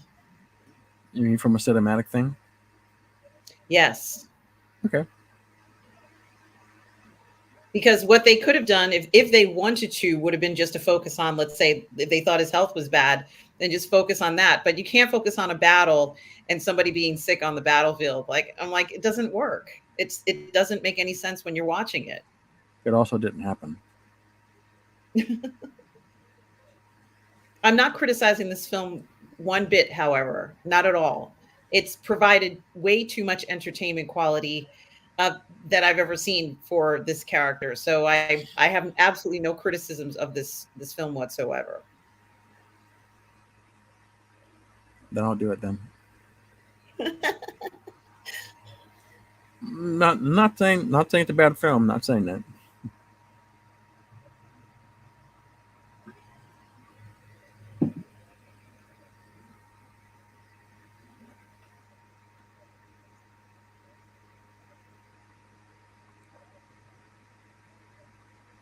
Boom.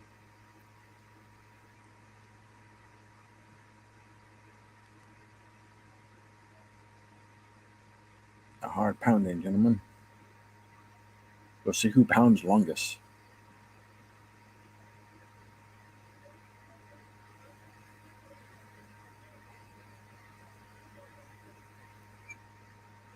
Yeah, this is another. Unfortunately, this is another myth.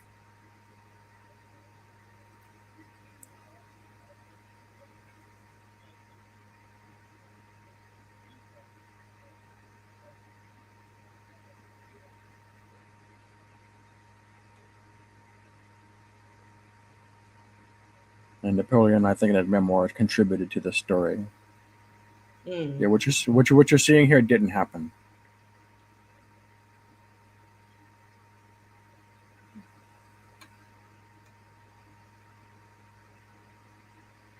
It's basically the French historians trying to make excuses for why Ney made an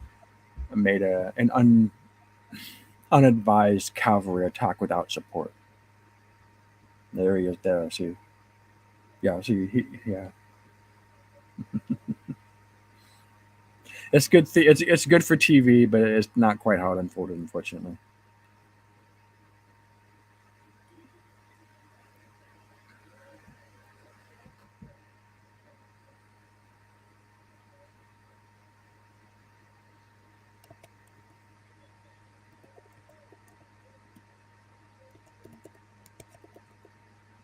The interesting fact about Marshal Ney from people that have researched, especially researched him, is apparently he was suffering from PTSD. Oh, So he wasn't really fit for command, if that's true. He was kind of a crazy person. Oh no, I don't know. I think he had the equivalent of 42 Purple Hearts.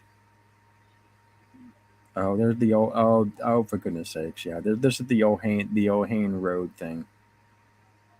Yeah, so you see the ravine here where they're kind of going yes, down. yes. Yeah, that's a myth that was popularized by Victor Hugo in Les Miserables. Yeah, there was no ravine like this, and there was I'll no have to look in the crashing. book because I don't remember that part in the book, but I'm sure it was because the versions that I've read have been mostly more of annotated, maybe not annotated and abridged editions. But I'll look in the original. I'll look in the original language and see if I can find where it says that after the show. Just yeah, look for the word Ohane, Ohine. O That's what Ohine. Ohain. That's O what that H was. A I N. Yeah, that's what it Okay, was got it. supposed to be called. Yeah. Okay. Oh, here's the Oh, that's why. squares. Every time I type it out, it autocorrects it to the word chain. Ohain. It's still doing it. Stop autocorrecting. Ohain. This is an Okay. amazing scene.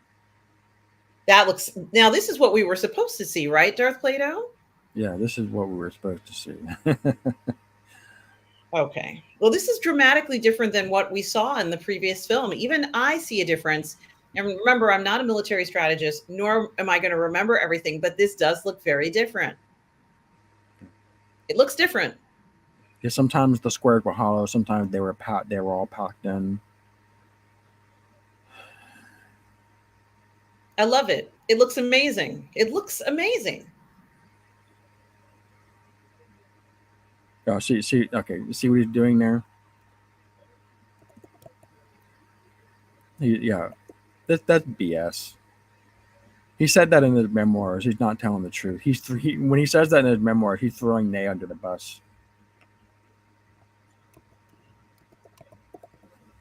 You could see what was going on.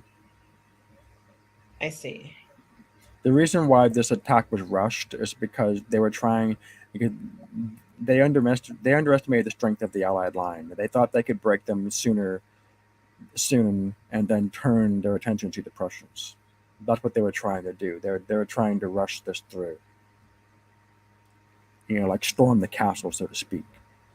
Hmm. But the problem is that Wellington's too good a general for something like that.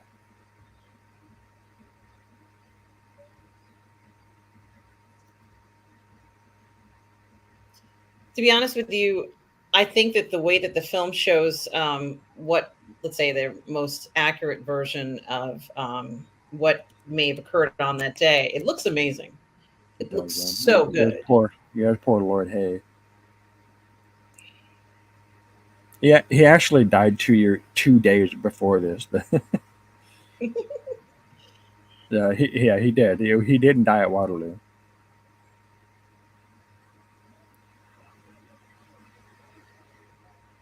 but he was a young guy, unfortunately.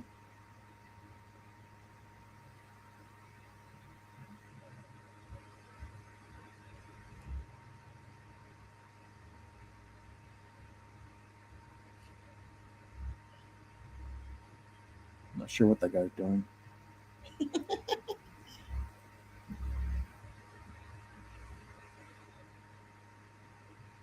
What? We should get to know each other first.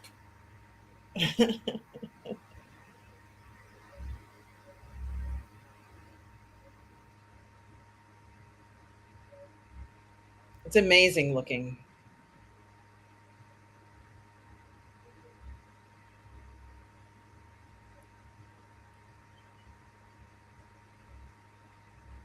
Whew. Yeah, so Ugement still stands. La still stands. So those farmhouses are still there. So when the French cavalry attacked, they had to pass through those farmhouses, which means they're getting enfilade fire from two directions. Hmm. Or, well, La was set on fire by that time, so maybe that wasn't such an issue. That could be what that could be it there. La on fire. They show that in the Sharp series too. The fall of La Yes, I didn't know that, and I'm sorry, I should have known that.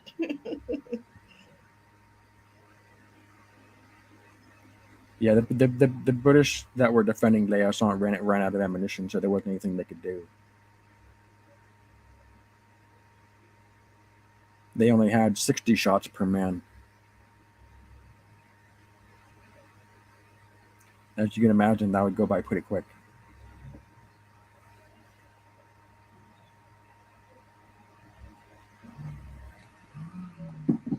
Yeah, years later, Wellington did acknowledge that that would probably one mistake that he regretted was not making better preparation for a liaison. I see. See the Kuzma, that's still an issue. Yeah, people see how people around him are getting hurt. Yes. Yeah, that really happened. And we have about maybe 10 minutes left of this film, Darth Plato. This really, Everybody, go ahead. I love the darkness in the film now. Like, it's, of course, it's a battlefield, but it's taken on a much more turbulent feel to it. And I love it. It really brings home the gravity of the loss of this battle. It's wonderful. Yeah, everybody on Wellington's staff was either killed or wounded.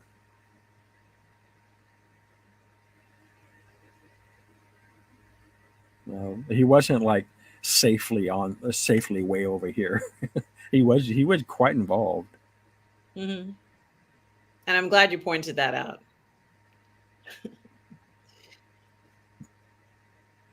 Okay, 6:30. Yeah, It almost looks like they're inside of a hurricane or a storm. yeah. I don't know where this windstorm Well, came this is from. an artistic interpretation of, let's say, It the, could the winds of change, Darth Plato, it could if you be. will, the winds of change, and the winds of change of having the odds in your favor or not. And this could be, considered a change of favor.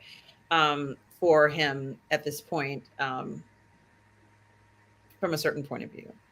That's good. Yeah, I like that. I don't know what the wins were, but the fall of Liaison was a serious development. That is true. But the by this time the Prussians were pretty close to engaging. They were already skirmishing. The main body of the Prussian army wasn't really engaged until about 6:30 p.m. I'm just so impressed by what I've seen, let's say, even from not even knowing very much about the details. I'm just so impressed by what they've been able to accomplish so far. And it's not even over. Like, this is,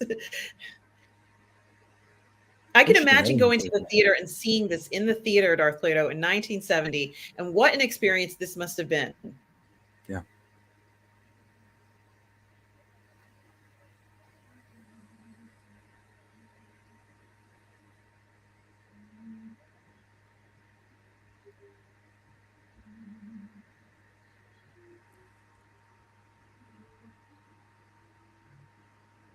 And we got the music back. Yep.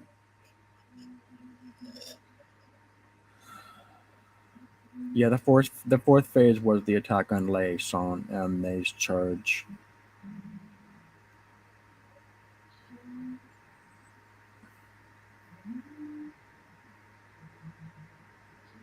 For the third, yeah, they amalgamated those phases.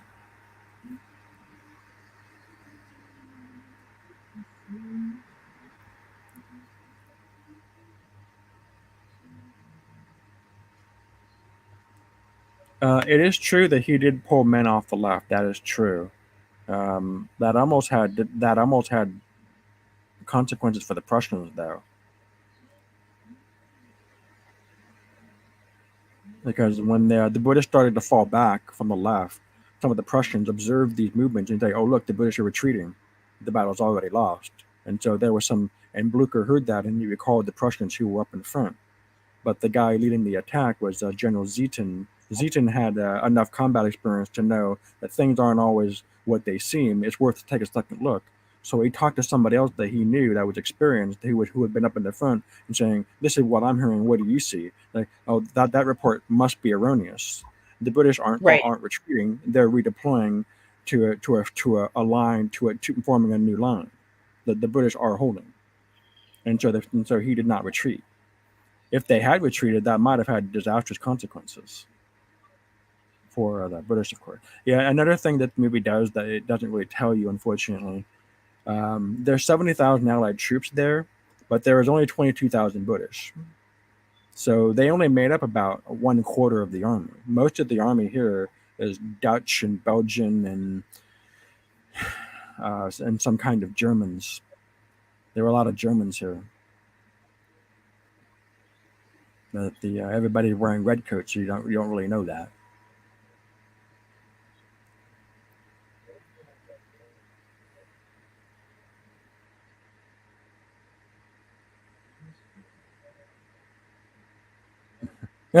There he is, Blucher. He was crazy. Doesn't he look crazy? Who looks crazy? Blucher. Yeah, I suppose. I mean, He looks crazy they're because on the he really was crazy. well, it's hard to judge because they're on a battlefield, and people look different when they're at war, don't they? He was crazy. But he got up one day and he went to a surgeon. And he's like, "Doctor, I think there's something wrong with me." I'm like, "Yes, sir. What's wrong?" "I think I've been impregnated by an elephant." And there was another occasion where he started taking his aides by the cuff of their collar and he started throwing them outside of his cabin. He took another guy and he threw him outside the cabin. He's like, "What's wrong with you? You've been hired by the French to heat my floor, to hurt my feet, and I want all of you out of here." He was crazy. Even this shot here, that is just so amazing. This must have been a lot of fun to work on. Yeah, and by the way, he was 73. And 2 days earlier, he was thrown from his horse and trampled on by his own horse. Ew. Occupational hazard. Yeah. Okay, what we're seeing here is the final phase of the battle. This is the advance of the Imperial Guard infantry. and the what the British like to call the thin red line.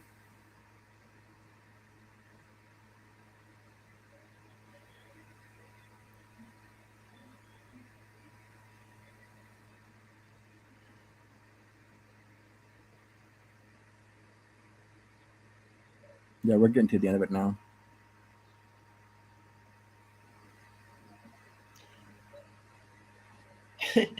And thank you so much, Darth Spam, who says 1815, Battle of Waterloo, 3 years after the British burned down the White House.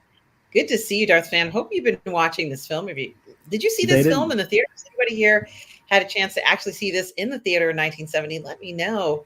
And thanks for stopping by.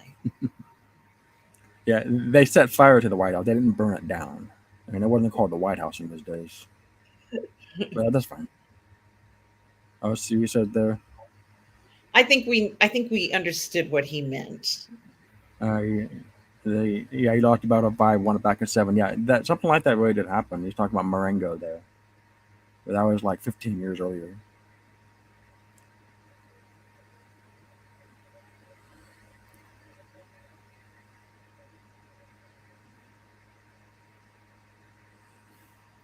Yeah, Nate really did that. See where he's doing there, where he's trying to grab people and say, "Get in line." Yeah, he really did that. He was kind of Thank you nuts. so much, Darth Spam, who says the War of 1812. Thank you so much for stopping by, Darth Spam. We so appreciate you being here.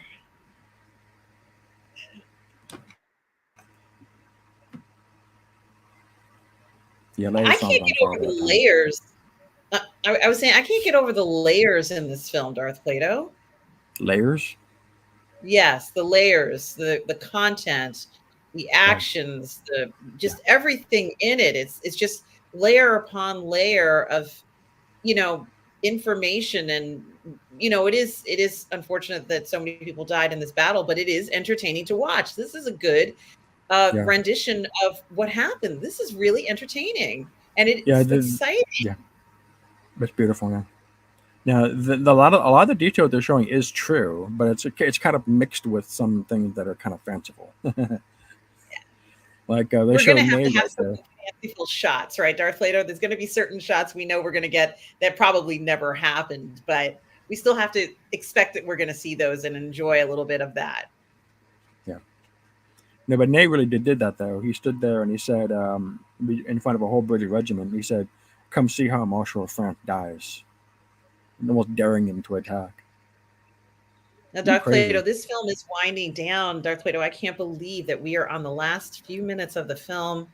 An Yeah. epic film, I would say, of Waterloo that certainly gives you a specific impression of many of the important historical figures involved, and does it in a way that's almost perfect. It Yeah. really is a great looking film, filled with all types of approaches and comments and famous sayings from the battlefield, and even things that you mentioned may not be entirely true. It doesn't remove any of its effectiveness as a film. Would you agree? I'm sorry, I was kind of captivated by that scene. It's okay. The the effect, yeah, the effect of his history or no, it's a fabulous movie. Yeah, there a specialist can watch this movie and say, "Yeah, that's not quite right. That's what I've been doing." Okay, that's fine, but I don't complain about this movie the way I did the previous movie we saw, the Napoleon movie. That was just a bad movie. That was just a bad movie. This is not a bad movie. And I think it's really interesting too, Darth Vader, because we've watched three different versions of this of Napoleon's life. The mini series television series, to me that was more of a romanticized version. I'm not saying it's not true or isn't true, but I did have a sense of romance in that film, strong romance from Armand Asante and Jacqueline Bisset in that Yeah, film, and it did have a different feel to it. Whereas, let's say the Napoleon, the one that we saw with Joaquin Phoenix, also a different type of feel. This one, another type of impression of Napoleon. And it is very interesting to see these different I could, depictions of I could, Napoleon. I could see a son doing this. Yeah. Yes. Yeah, Yeah. this is the incident with Cambron. Okay.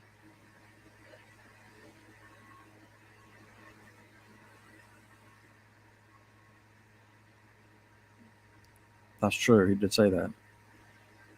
What did he say, Darth Vader? I couldn't hear it. He said, "I hope this is my last battle." This is true. So they surrounded the French there because they advanced too far forward. They couldn't fall back, and they asked him to retire. And the guy said, "Merd, merd." Mad. Yeah, Mad. I hope I didn't get you demonetized. No, it's okay. You haven't. Um, let's see. Okay, so we see the end, the pretty much the end right here, right? Darth Vader with the wife. Yeah, we're pretty much at the end. Yeah.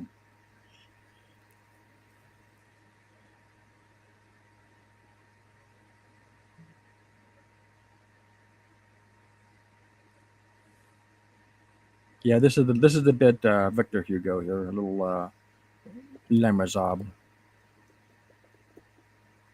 There it is. He said it.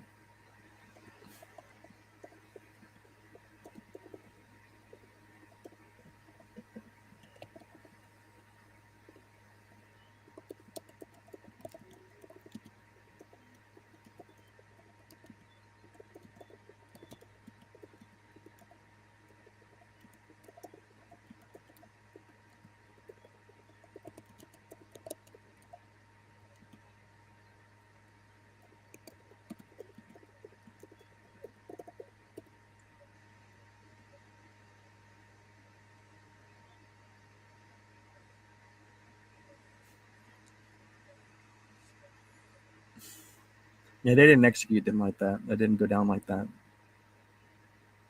Like I said, it's very romanticized. Like refusing to surrender. No, we will not surrender. That's pure romanticism, though. Unfortunately. Well, I think they wanted to give the viewer the impression that they were not going to succumb to surrendering completely. They wanted to have this final stand, and I'm not quite sure why that was important in this film, Darth Plato. I'm not quite sure why, I think what they were other than trying to to. I'm make. sorry. I'm Go ahead. sorry. No, go ahead. I'm sorry. Now, I'm not quite sure why they decided to do that for the sake of this film. Maybe they wanted to truthfully have a scene where they everything has even more carnage to it than before, as if we have not seen enough carnage. There must have been some reason as to why they decided to add more to that and to show perhaps more debauchery. I'm not sure if that's the case, but Mhm. I Um, can't personally I said understand why. I think I said something earlier about this. What they're trying to do, they're trying to balance both sides, the British and the French. So the British historians, French historians. That scene there with the surrounding of the French and shooting them all because they submarried. That's a pretty well-known story in French history, and you see it in Victor Hugo. And I think that's why it's put into the movie because it's a well-known thing on their side, and that's why they're Mhm. putting it in. And The you're same thing saying with the it's, Johan Road. Exactly the same thing as the you know, Johan Road. most people who read you're talking about when you say Victor Hugo's writing, do you mean in Les Miserables, correct? Right. So most of the renditions that people are reading have a lot of that political stuff and comments about people of the time removed. So most people are reading versions of the book that don't include those details. However, I happen to have a copy, Darth Plato. It's not in Okay. English, but I'm going to do my best to read it and see if I can find that part in the book. But I'm glad you brought it to my attention. Not very many people I know actually care about all that political stuff in Les Miserables. Yeah. See if you can find the chimney scene too. There's a very vivid description of a chimney. Okay.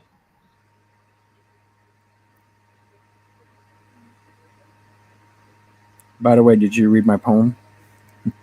I have not had a chance to read that yet, Darth Oh, Leto, but I shall. you were supposed to read that before you saw the movie. I'm sorry. I didn't know that you didn't have directions for that. I didn't realize that I was supposed to have read that, and I apologize. I was unaware of that, but I assure you I will read it um, before we meet again.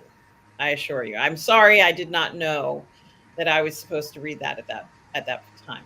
So, but it's on It's my list of things to read. it's in English and French. Oh, okay. I'm looking forward to reading it. And here we are, everybody. Yeah. What a fantastic film from start to finish, for the music, the cinematography, the costumes, the balls, the debauchery, the fighting, the different phases, even though they were combined. Just everything in this was amazing looking. I enjoyed it immensely. I feel like I understand a little bit more about how this battle was Right. fought. Right. Um, Exactly. yeah. Exactly. You actually you watched the movie and you walked out gaining something. Unlike going to see 2023 Napoleon, you actually lose something. You lose something. That watching sitting seriously watching Napoleon was like sitting in the waiting room for a lobotomy.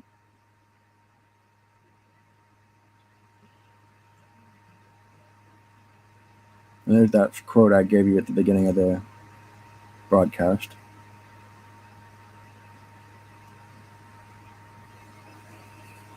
Yes, I do. I so enjoyed that quote from you, Darth Plato, here, which I'm pulling up. Only the battle lost is half as melancholy as the battle won. That's spoken by a man who understood war. But Yes. yeah, that was that. By that time, he fought 70 battles. Most of them were in Spain.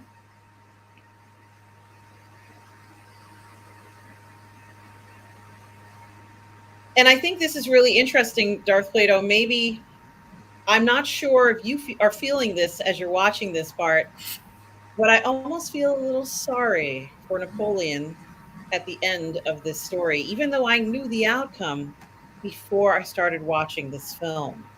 Was I that could the intention? You did? quite possibly. Look, I know people who think that who say they wish Waterloo had gone the other way.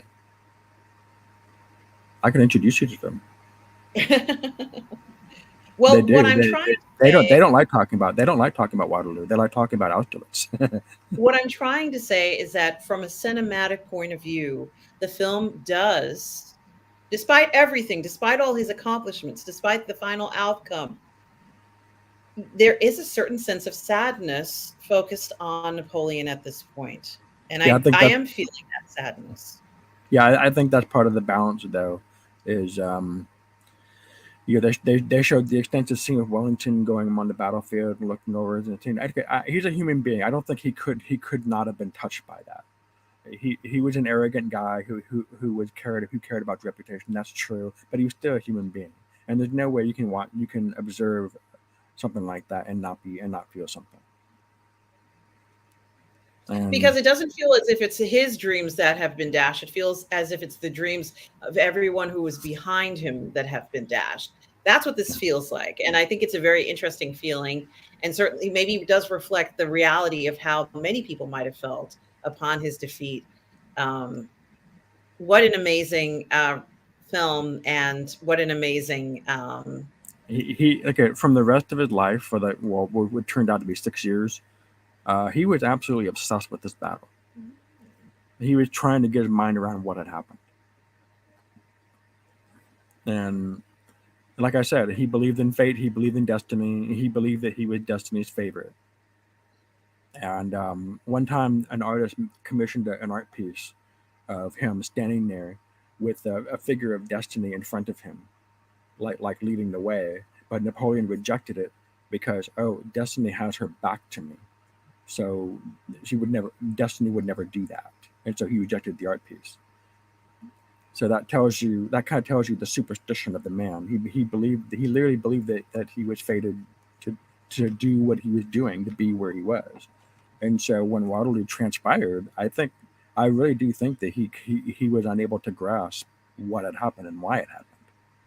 And that's why you see him writing in his memoir the thing he did. He did everything you can imagine to just throw everybody under the bus. Everyone who ever served out, he just threw them all under the bus. And then unfortunately, it's very unbecoming that he did that, unfortunately. Well, Darth Plato, this was maybe the most perfect time to watch a movie like this after having seen a film that had quite a bit of chatter, this new version of Napoleon, starring Joaquin Phoenix and Vanessa Kirby, to this film Waterloo from 1970, which was made, excuse me, 50 years ago. Darth Leto, 50 years ago, in the last century, this film was made, and certainly it makes an incredible impression for me watching it for the first time in 2023. And I think for anybody watching it for the first time, this is a film that you're not going to forget because it's pretty much perfect. I think there were a lot of very interesting nuances, Darth Plato, where they chose to have this ball. And of course, the ball is supposed to be the background for carnage that's going to come. And we know that it didn't happen that way. However, as I say, always in a film, when a film is great, even if they do take artistic license, we can overlook certain things because the rest of the film has such a high quality and certainly incredible production quality. Congratulations to this production crew. You said that this is the most extras ever in a film, and it shows that authenticity. We were talking about authenticity, that word authenticity. That authenticity makes a difference, especially in a film like this where you need to have authenticity. Because let's face it, Darth Plato, this is not a simple story, is it? This is one of the most complex stories of a man who's fought over 60 battles, and now he's at the battle, the final battle. Between it I was think that a hundred, it was 142 battles between the two of them. right. And it's not going to be a simple story, is it, Darth Plato? It can't be No, simplified. This particular interpretation, let's say, of everything that was there, and things were combined. Of course, you said this was not the 10 years that the previous film had covered, but I think it was so important for it to get that right. Darth Plato, I'm actually flabbergasted by the notion of the barn scene. Of course, you know the one I'm referring to, and probably everybody here who is here knows what I'm referring to, that was not done accurately because it was so incredibly dramatic. And it character itself in this battle. And also the scene, and I don't know what part it is, maybe it's stage 4, where they have those the soldiers form those I guess triangles or the hexagons or squares. octagons, what squares, whatever it was. My point is that I thought that that was incredibly um, difficult to fight against when you see it in the proper context, right, Darth Plato? Because it didn't look simple. It looked quite complex, and it looked like you were in trouble. As soon as if you stepped on the battlefield and you saw that, you knew you were going to be in trouble. You knew you weren't Wait, wait. just walking out of there. You had to do it very quickly. You had to drop what you were doing and do it because, and I hope I'm not stating the obvious here. Horses move pretty quickly on a battlefield, so you can be overtaken pretty quickly. A square can be broken. There's an instance I think in 1812 at Garcia Hernandez, I think is the name of the place where the square was attacked and broken. So it can be done. It's not an easy thing to do. And I certainly think you're absolutely right about that. I do like the level of complexity that they decided to show on the battlefield. Certainly, it was somewhat more sophisticated way, even of showing it, because they didn't have to do all this. They didn't have to go to this extent. I think Well, that it's they wanted to show something that was spectacular, Darth Plato. well, yeah, but it's more complex because there's more people involved. That's part of the reason why it's so complex. There's like 15,000 extras, I think. I'm not sure what the exact number is. That's huge. This is the biggest movie that ever made in terms of the number of people involved on screen, I think. I don't know Yeah, how many were in Gettysburg. There were a lot in Gettysburg too, but this is a bigger movie. this is a Um, bigger movie, and it certainly has a different feel from Gettysburg. And I'm not saying I'm not comparing the two necessarily because I don't want no, to. But what I no. did want to say was that even this film, Darth Leto, even this film that focused on the battles, that focused on what I called military culture, which I love all that stuff. Even this film that was so heavily focused on it, where even the women were like, "Oh, I don't want this soldier to go away," and I had coyly said, "Oh, have no fear, my love. There will be many more officers, out there for you, even after the battle is fought." My whole point of this is that even in a movie that focused heavily on a battle, even that film had some romance in it, Darth Plato. Even that film, even just a smidgen of dancing around in a ball, which we know was not accurate, but it did not matter. They wanted you to have that romanticism. They wanted you to have the romanticism of Napoleon himself, which was strong. It was strong, and you could feel the romanticism. You could feel the desire to be around him, to see him, almost even to touch him. It's like almost like idolatry in a sense. You know, this is their version of trying to recreate something that we know can never be recreated. But if you had to, this might be something I'd want to do, where he almost walks around and there's this, people start to have this feeling where they're overcome by it. It's like he's a rock star, or it's unexplainable, but I just think it's miraculous how it was portrayed in this, because you knew when he got out there and he kind of had his hands behind his back and they chose not to show him. They were showing his hands and his movements, and he knew that he could depend on these soldiers because they loved him. Didn't matter, he was gone for a year. They wanted so bad to be back with the person that they were happy with. I think that happiness, that joy, that determination, they're willing to die for this. I think that was so important, and it was great to see it. Even hearing the English women speak about, she said, well, I'm a bit of a Napoleonite. Even I am a bit, even I have a little bit of a I fancy him. I really think he's fantastic. To even say that right before these guys, yes, but to even say that right before the men that you're dancing with, who are going to put their lives on the line to kill him, are going to war. My goodness, the boldness, the audacity of it all. I'm not quite sure whether I'd ask her for another dance, but Darth Plato, it got its point across. His reach was maybe limitless at a point, let's say, for all the parties involved. Even, despite the fact that he was the enemy for all practical purposes, didn't feel like those women thought he was the enemy. In fact, they were like, oh, can I go to the battle? I'm almost wondering if she wanted to go to the battle just to see a glimpse of Napoleon, and not perhaps to accompany her soldier friend. That's the nuance, the romance, the little, subtleness of what we're playing with. I think it is intriguing. And even now, as I said, at the end of the film, even though I knew what was going to happen, we all knew what was going to happen, but I couldn't help but feel a little, sorry about how that happened. Goodness gracious, what a film that can bring you through all these emotions and feelings. And history can be exciting like this when done right, in the right cinematic contents, Darth Plato.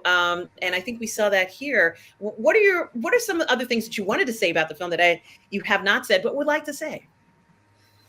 Well, I think, rather than drowning us in an academic lecture, I'm just going to say that the movie is more correct than wrong, and where it is wrong, it's really kind of I understand why they did what they did, and I don't think it detracts.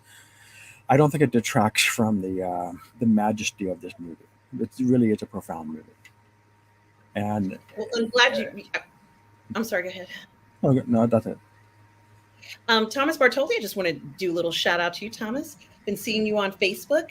I hope you are well, Thomas Bartoli. So good to see you here. We just watched an incredible.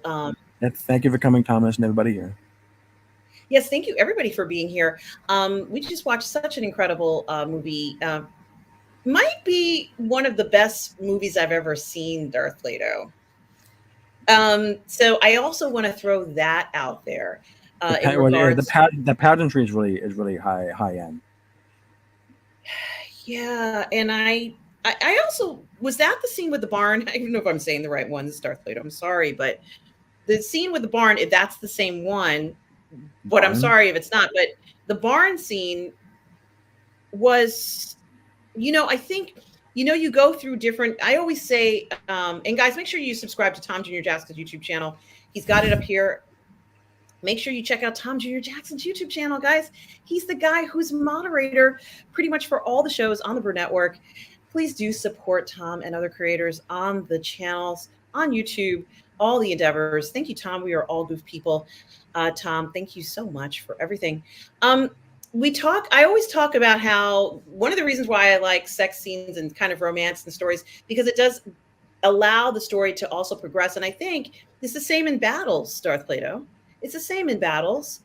We didn't see those barns in the Napoleon film. They chose, let's say, not to show that in the battle of, their short version of the Battle of Waterloo. Right. But I thought it was very interesting because there was definitely this progression of the story as each sequence took place. Darth Plato, you were not in the same spot you were when they entered onto the battlefield 20 minutes ago. Things had changed. And as I had said to you, the way that they showed the weather and the wind, there was kind of this turbulence to it. And it was almost as if, like, the favor, whoever had favor in winning now, that has all changed now. Just like as if the wind were blowing. And now, at first you had the advantage. Now you don't. It was done so well. You got that sense while watching that at the end. It was quite dramatic, even though we know it took a certain period of time, obviously much longer than the movie. But I loved that they chose to do that in certain sequences in a certain way. But that barn sequence, Darth Plato, was very important. We needed to see this progression. We needed to see these different actions, because when we didn't see them, it trivialized the battle. That's just my opinion. For me, viewing it trivialized the battle. It's not that important. We'll show the squares, but that's it. And then we can go. No, you needed to see the barn. And the barn felt like this. It was a part of the battle, but it felt like an obstacle in a sense. How do you use the barn to your advantage? How do you do this? So I kind of liked seeing it, and it had a feeling to it. It had like a character to it, and I liked that. So I think it is interesting how it also progressed the story. Once they got past that part, now the story's progressed to another level, and now we're at another level, and it builds upon what you've learned. Am I going to be able to recite all this to you? No. And that's not the impression when you go see these films. The impression is, do you understand the impact that these characters have had on history? Do you understand what has traversed between them in different times? And in this moment in Waterloo, do you understand the magnitude and the gravity of this? And I think you do get that in this film. You get a lot of that, and the romance, and pageantry, and costumes, and excellent cinematography, and 15,000 extras, horses, swords, guns. This was an amazing performance by all of these actors. Really just so much fun, Darth Plato. This really was a lot of fun to watch. I'm glad to hear that. And also, I didn't realize that you were a pro Bonapartist. I'm pro, well, I should be very clear. I do not know all of the details. So I'm not going to pretend as if I am an expert on this period of time. I am pro romance. And as far as I'm concerned, you can't kill an idea when it comes to swaying people to your side. So, people can have an impression of what they think is right or wrong. They have an idea, and that idea is preventing them from allowing you to persuade them to what you want them to do. And I think any you character can't destroy that an idea, you can just discredit it.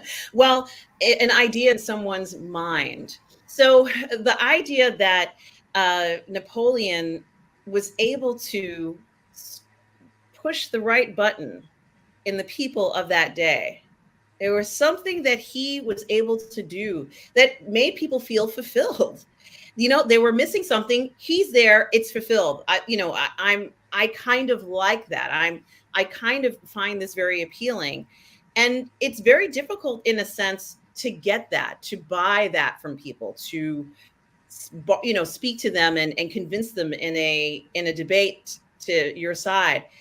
But he didn't have to, because he knew exactly what would appeal to people. And I think that that's something else. That factor. Yeah, not to be contrary, but in Napoleonic scholarship, this would be called pro-Napoleon. An anti-Napoleon I am You would neither do the pro opposite. nor against Napoleon. I am neither pro nor against Napoleon. What I'm saying is I always find it fascinating when it comes to film and television or, Mhm. let's say audiobooks, dramatizations, when someone is able to capture that and you understand why there are some people who are for that and some people who are against it. For example, I do understand military strategists who want to beat Napoleon. I get that. And I certainly don't think that they're incorrect or correct for doing that. This is a battle, and we're going to watch how this plays out. And both sides, um, have a very interesting way of approaching things. But it doesn't necessarily mean I favor one or the other. However, I do want to say that I like romance, Darth Plato. And no matter whatever way you put it, there was a certain level of romance, almost as if they were lulling you. They were lulling you. We know it's a big battle, but you sure you don't want to look and see what Napoleon's up to? Because he's kind of interesting. We all think he's kind of interesting. The men, none of those officers said that. They did not think he was interesting. And I think that that's something to think about because the romanticism of it all is very different from the realities of stepping out onto a battlefield when you have to fight that person Yeah, for and real, isn't it, Darth Plato? yeah, and how they showed that in this film is a complete stark contrast to how we saw in the last movie in 2023. That scene, as you said, the romance part, but also the scene where they show Bonaparte on his knees, reminiscing about the son that is missing and what had happened, and wanting to be reunited and wanting to reconcile with his with Marie Louise. They showed that was a pretty extensive scene. They showed he was very emotional. That they Mm-hmm. didn't you didn't see that aspect of you didn't see that from Napoleon in 2023 at all. Mm-hmm. In 2023, he's just a crazy person. That's it. There's nothing more to it than that. And by the way, Ridley Scott literally said that. He said that there's no difference between Napoleon and Hitler. Well, there you go. And if You that's know, what you believe, then you can't possibly show him any I'm kind of positive light. I'm not an expert on that person either. So I can't comment. I'm not an expert on that historical Go figure. with your gut. Go with your gut feeling. I don't consider them the same. They're not. But like I said, Darth Plato, I think that by using the contrast of the, let's say, the young ladies and the Napoleonites Yeah. in the ballroom dancing with the very men that being pushed out there may be killed by him is a certainly interesting contrast, wouldn't you say, Darth Plato? This is a man that you care about, and you're kind of jokingly saying that I would never say that to a man I'm sending out to the battlefield who has to fight him. I think that perhaps there was a sense, a little bit of disregard for the dangers that these men faced on the battlefield. And certainly they didn't see this as something that the men didn't even comment on it. They just listened. And I think that, it does speak volumes, don't you think? I think what I'm really trying to say is I like that they did that because it certainly, I'm not going to say the ladies were trivializing the war, but it certainly was more serious than just saying that you like someone. And I think that they got that across too, when we saw all these men dying in it. So I think it did an additional appeal there. But there is romance. Yes, I do like the romance. I admit it. I like the romance. I think that they almost have to romanticize that version or that time period. All the men look great in their uniforms, and Hmm. everybody's dressed so beautifully. There is a certain sense of this, and people looking their best even on the battlefield. So I did want to mention that too. You almost had to romanticize that era. The music was wonderful. The singing of the soldiers, Darth Plato, I really enjoyed that. I figured So you would. Yeah, I figured you would. That's why it was. That's why that's one of the reasons why this movie comes to mind as a contrast to 2023, and that, and of course the TV movie as well. Even though it is kind of a lower production, I admit. Yeah, yes. they would be called Bonapartists, by the way, not Napoleonites, but that's fine. Well, I'm sorry if I got it wrong, but you understand what I'm really getting Yeah. to. And of course, I don't know. There might be more than one person with the same last name, so I have to be very careful. Uh, Tom Jr. Jackson says, I've been working on some videos today, so new content is coming. Thank you, Tom, for letting us know. And Thomas Bertoldi, we're just wrapping up the show now. Just want to thank everybody who stopped by here again. And Darth Plato, it's such a pleasure talking about a film that we've been enjoying. You and I have been enjoying this. This has been so much fun to talk about. I want to thank Daniel Barry Sports. Ms. Martin Eustace was here earlier. Julian was here as well. I'm just waiting for it to load up for some reason, the system. Mr. Fixit was here too. Good to hear those comments. Bonzo Kilborn. Darth Spam. Thanks, Darth Spam, for stopping by. And of course, Thomas Bartoldi. So I do want to thank all of you for coming here. Darth Plato, where can people find you? And I don't know. I was just reading the chat. I'm sorry. Yeah, no worries. My eyes. Yeah, Julian was here. Yeah, Julian was here. He said, "Damn my eyes! I misquoted that line from Wellington." Which quote? Mr. Fixit was here.